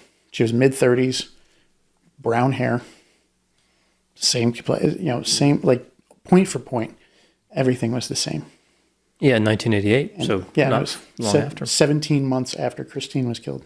And it turned out that he lived not too far from that victim. Right. So that started to get the wheels turning. Like, okay, well, if you live not too far from them, maybe because the details of the case are so similar, maybe that detail might be similar too, or maybe we can find a connection there. Mm-hmm. Yeah. So they did. They found some connections. They also found that there was leftover semen from this other woman who's Deborah Masters Baker. Deborah Baker, who also had a 3-year-old child at that time. And the semen was then was able to be tested, and it turned out that was Norwood's. So they were able to link Norwood to that crime, which had a very similar MO to Christine's death, and they had DNA from him at that scene, and he lived nearby to where Michael and Christine had lived. So all that was taken before the appellate court, and the appellate court said, yeah, Michael Morton didn't do it. Mm-hmm. Yeah, it wasn't just an overturned conviction. It was a full exoneration. It happened shortly after. It was a finding of factual innocence, which is almost unheard of, especially in Texas. Almost unheard of. But he was released after spending 25 years in prison. Yep, he was released on October 3, 2011, and he would receive just under $2 million for wrongful imprisonment. Texas has a standard of for wrongful imprisonment cases of $80,000 per year. That one is in prison. Mm-hmm. Yeah, and we see that over some time he was able to reconnect with his son Eric a little bit, a lot of time there. A little bit at a time. It took a lot of time for the two of them to come back to come together, because Eric was very, very distant. He'd gone his whole life believing his father had murdered his mother. Mm-hmm. Yeah, and it was unbelievably hard for him to reconnect with this person that he didn't know. And he said his biggest thing was trying to protect Mary Lee, the woman who raised him, because she wasn't accepting very well. Mm-hmm. It's because she had convinced herself that Michael had done it, and she was really having trouble because she trusted the DA. She trusted the DA's office, and they kept telling her every time new evidence would come up and new things would come up, they would tell her, nope, Michael still did it, and we're going to make sure it stays that way. This is not real. This is what this is. And they'd explain. And she would accept that because it was easier to accept that established lie than to think about the fact that, hey, maybe I've been hating him for so long. And he doesn't deserve that. But Eric did eventually decide to reconnect. They did start seeing each other. Eric, and I think what brought Eric back around to trying to reestablish a relationship was his wife. Eric was married, and they were expecting a kid. And his wife told him, like, look, as soon as this child's born, you're going to know what it's like to be a dad. And you're going to know what he feels like. Mm-hmm. And it's true. That's what happened. And interestingly enough, and this was one of the most touching moments to me when I was looking through this case, was that Eric named his daughter Christine. Yeah, named his daughter after his mother, and that kind of choked me up a bit. Well, that's what they ended that report with, the news report, and I mean that was the article that really did it on Texas article, Monthly right. article. Mm-hmm. Right? It's very very beautiful, but yeah. So as I understand it from Michael Morton's website, he used to go around and talk about his exoneration, but now he doesn't anymore. So he's retired. So he did that for a time, and what a story. I believe he's remarried as well. Mm-hmm. Yeah, he remarried and retired. And I think he bought a home. Like he moved on as best as he could from horrible circumstance. So the actual killer was, of course, Norwood. He was convicted of that murder. He was convicted of Christine Morton's murder. Yep. He was also convicted of Deborah Baker's murder. That's right.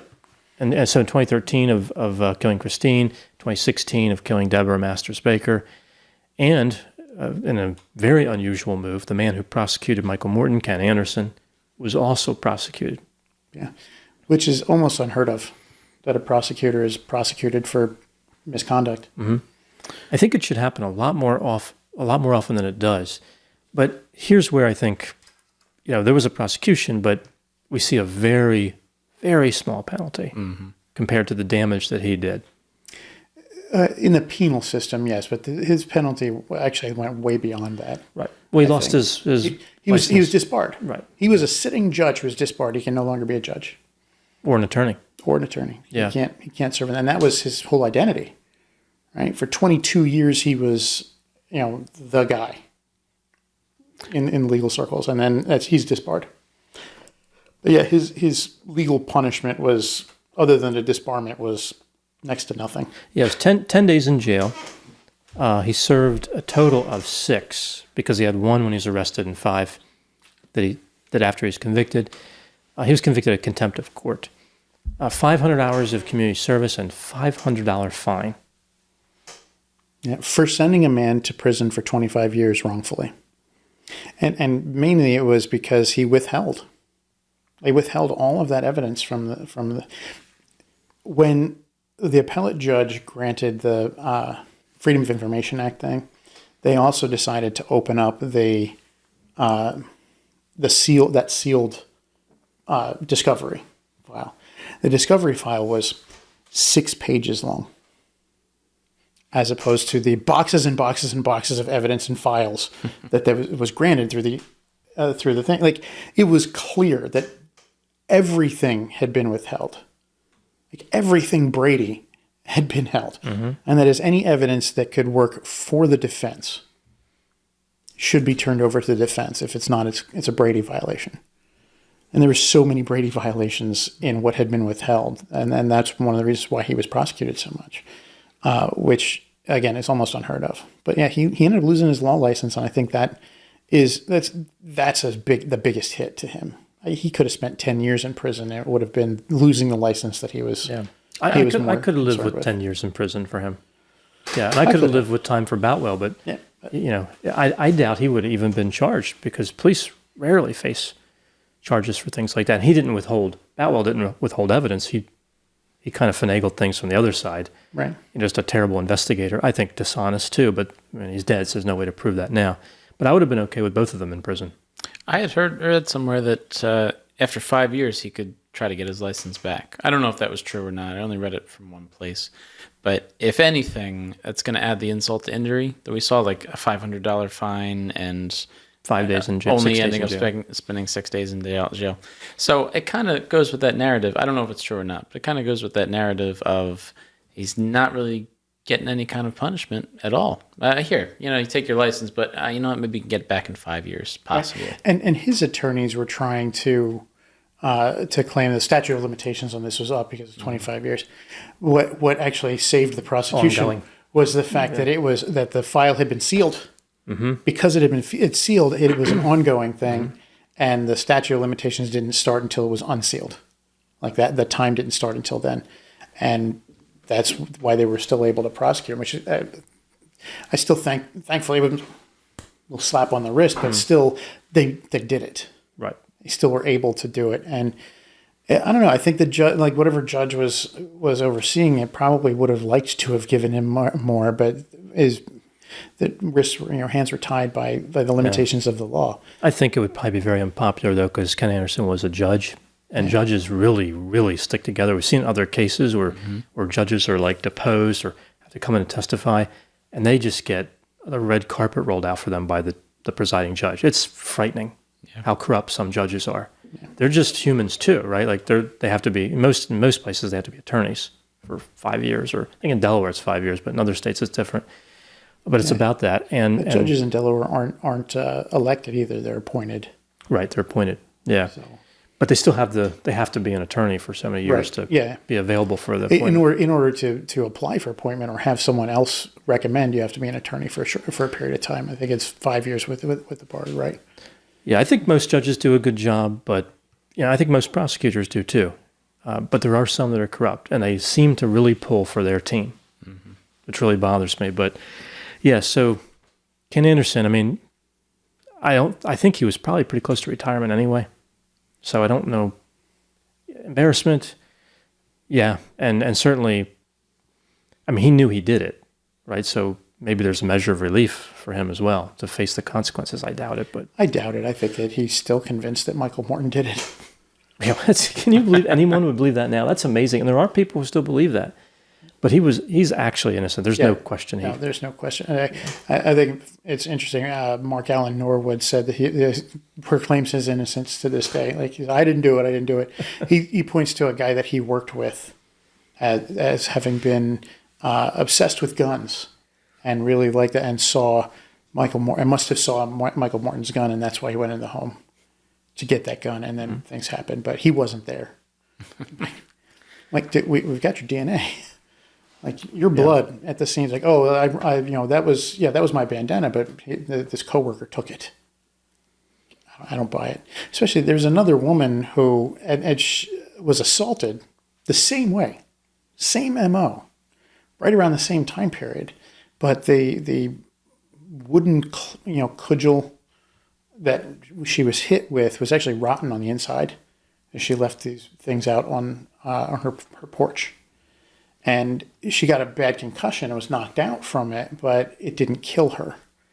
And she was at Deborah Baker's trial, watching it, because she was sure. She got a glimpse of his face before she blacked out. She was sure it was him, but there's no physical evidence of that incident. So she's sure it was him. So that would be 3. This is something I wouldn't be surprised if there were certain other ones that were similar in other areas that had the same kind of MO, as it seems to be his kind of, his thing. Right. Yeah. One other thing that came out of this was a bill being passed. One of the names was the Michael Morton Act. Made it easier to have more open discovery process for the courts, and hopefully became more legitimate as a result of that. Yeah. Yeah, there's some good out of it. I think, from a counseling perspective, I'll go back to what you said in the very beginning, Jeff, which is about the resilience of Michael Morton.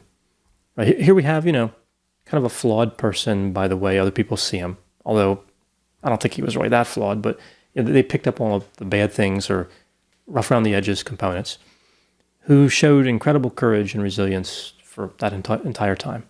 He could have raged, against the system. He could have come out of prison and tried to kill some people.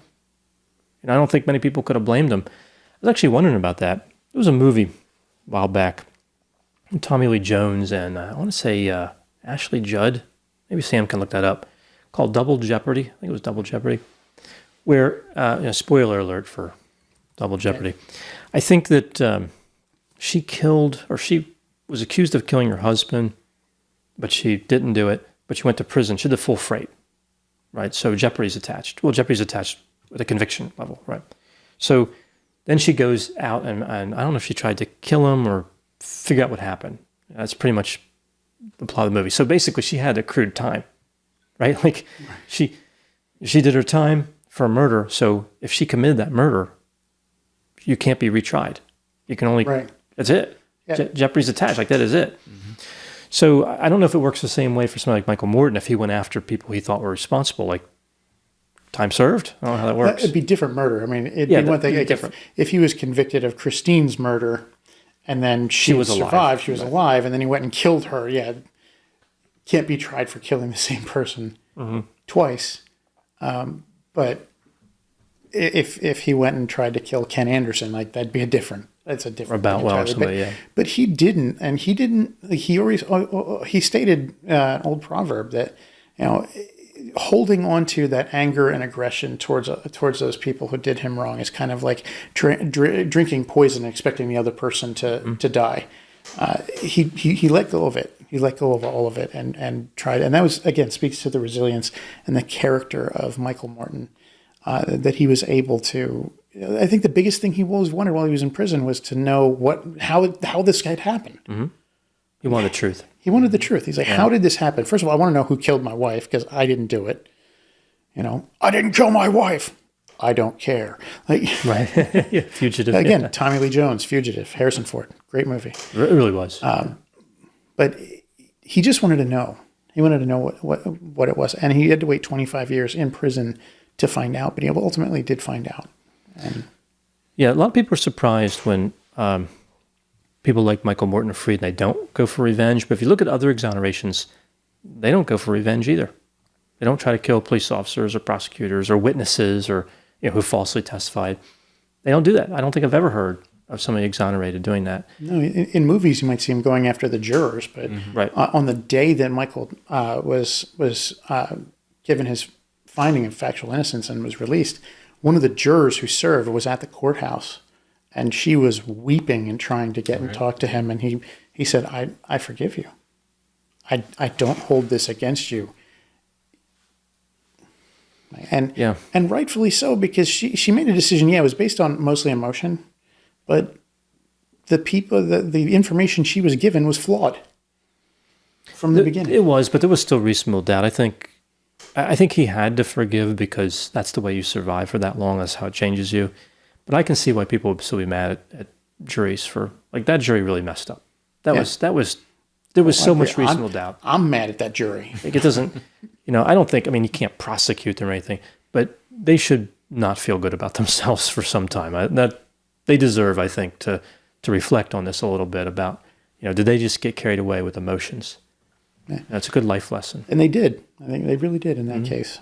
25 years in jail, I would imagine really does change you in many ways. Not only your own natural maturation and, you become older and hopefully wiser, but I imagine he had a lot of time to think about forgiveness versus anger, forgiveness versus rage against people.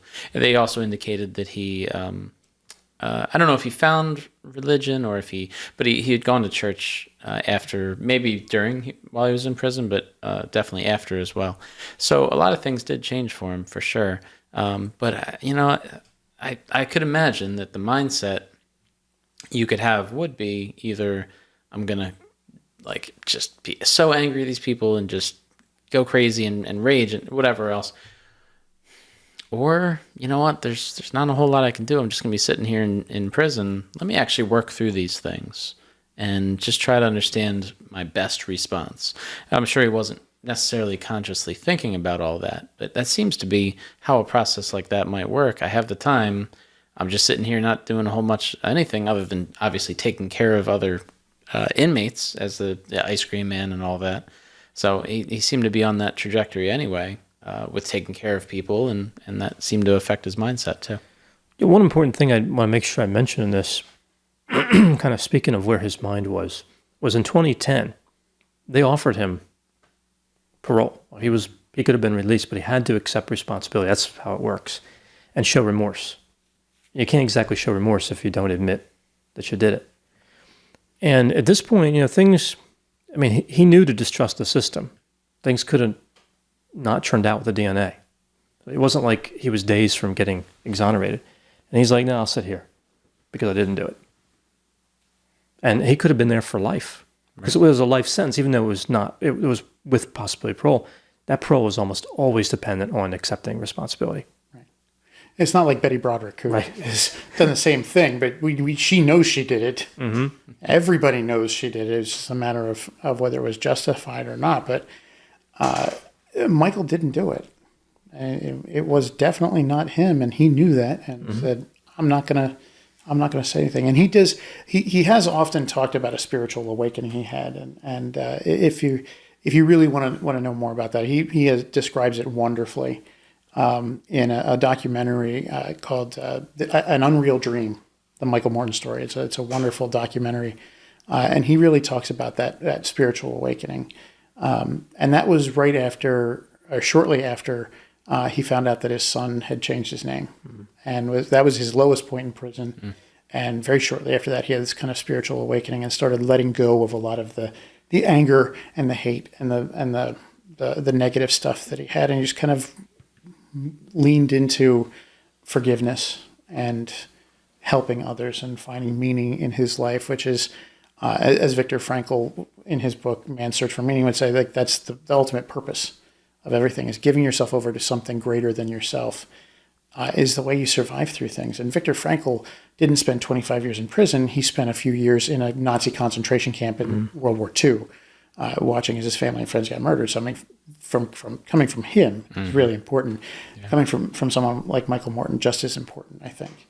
That message of like, when you find something meaningful in your life, you can make it through anything. Yeah, so I think, for all these reasons, this is why I consider the Michael Morton story one of the most incredible true crime stories. He was innocent, someone else was guilty. Eventually that was figured out, but he suffered so much, and I think exposed a lot of the flaws in the criminal justice system, but also a lot of the strengths in the human condition. Yeah. So an unlikely role model, but a role model nonetheless. Right? Any final thoughts about this case before we wrap up the Michael Morton story? I don't have any. I think that was a very thorough discussion of it, and I think we covered a lot of key points about both the investigation and court hearings and all that, and his jail time, but also his own personal journey, and mindset and potential mindset and everything. I think that was pretty thorough. I think that Michael Morton is definitely an example of the incredible resiliency in the human spirit and the ability to find meaning and find forgiveness for the most heinous of actions taken against you.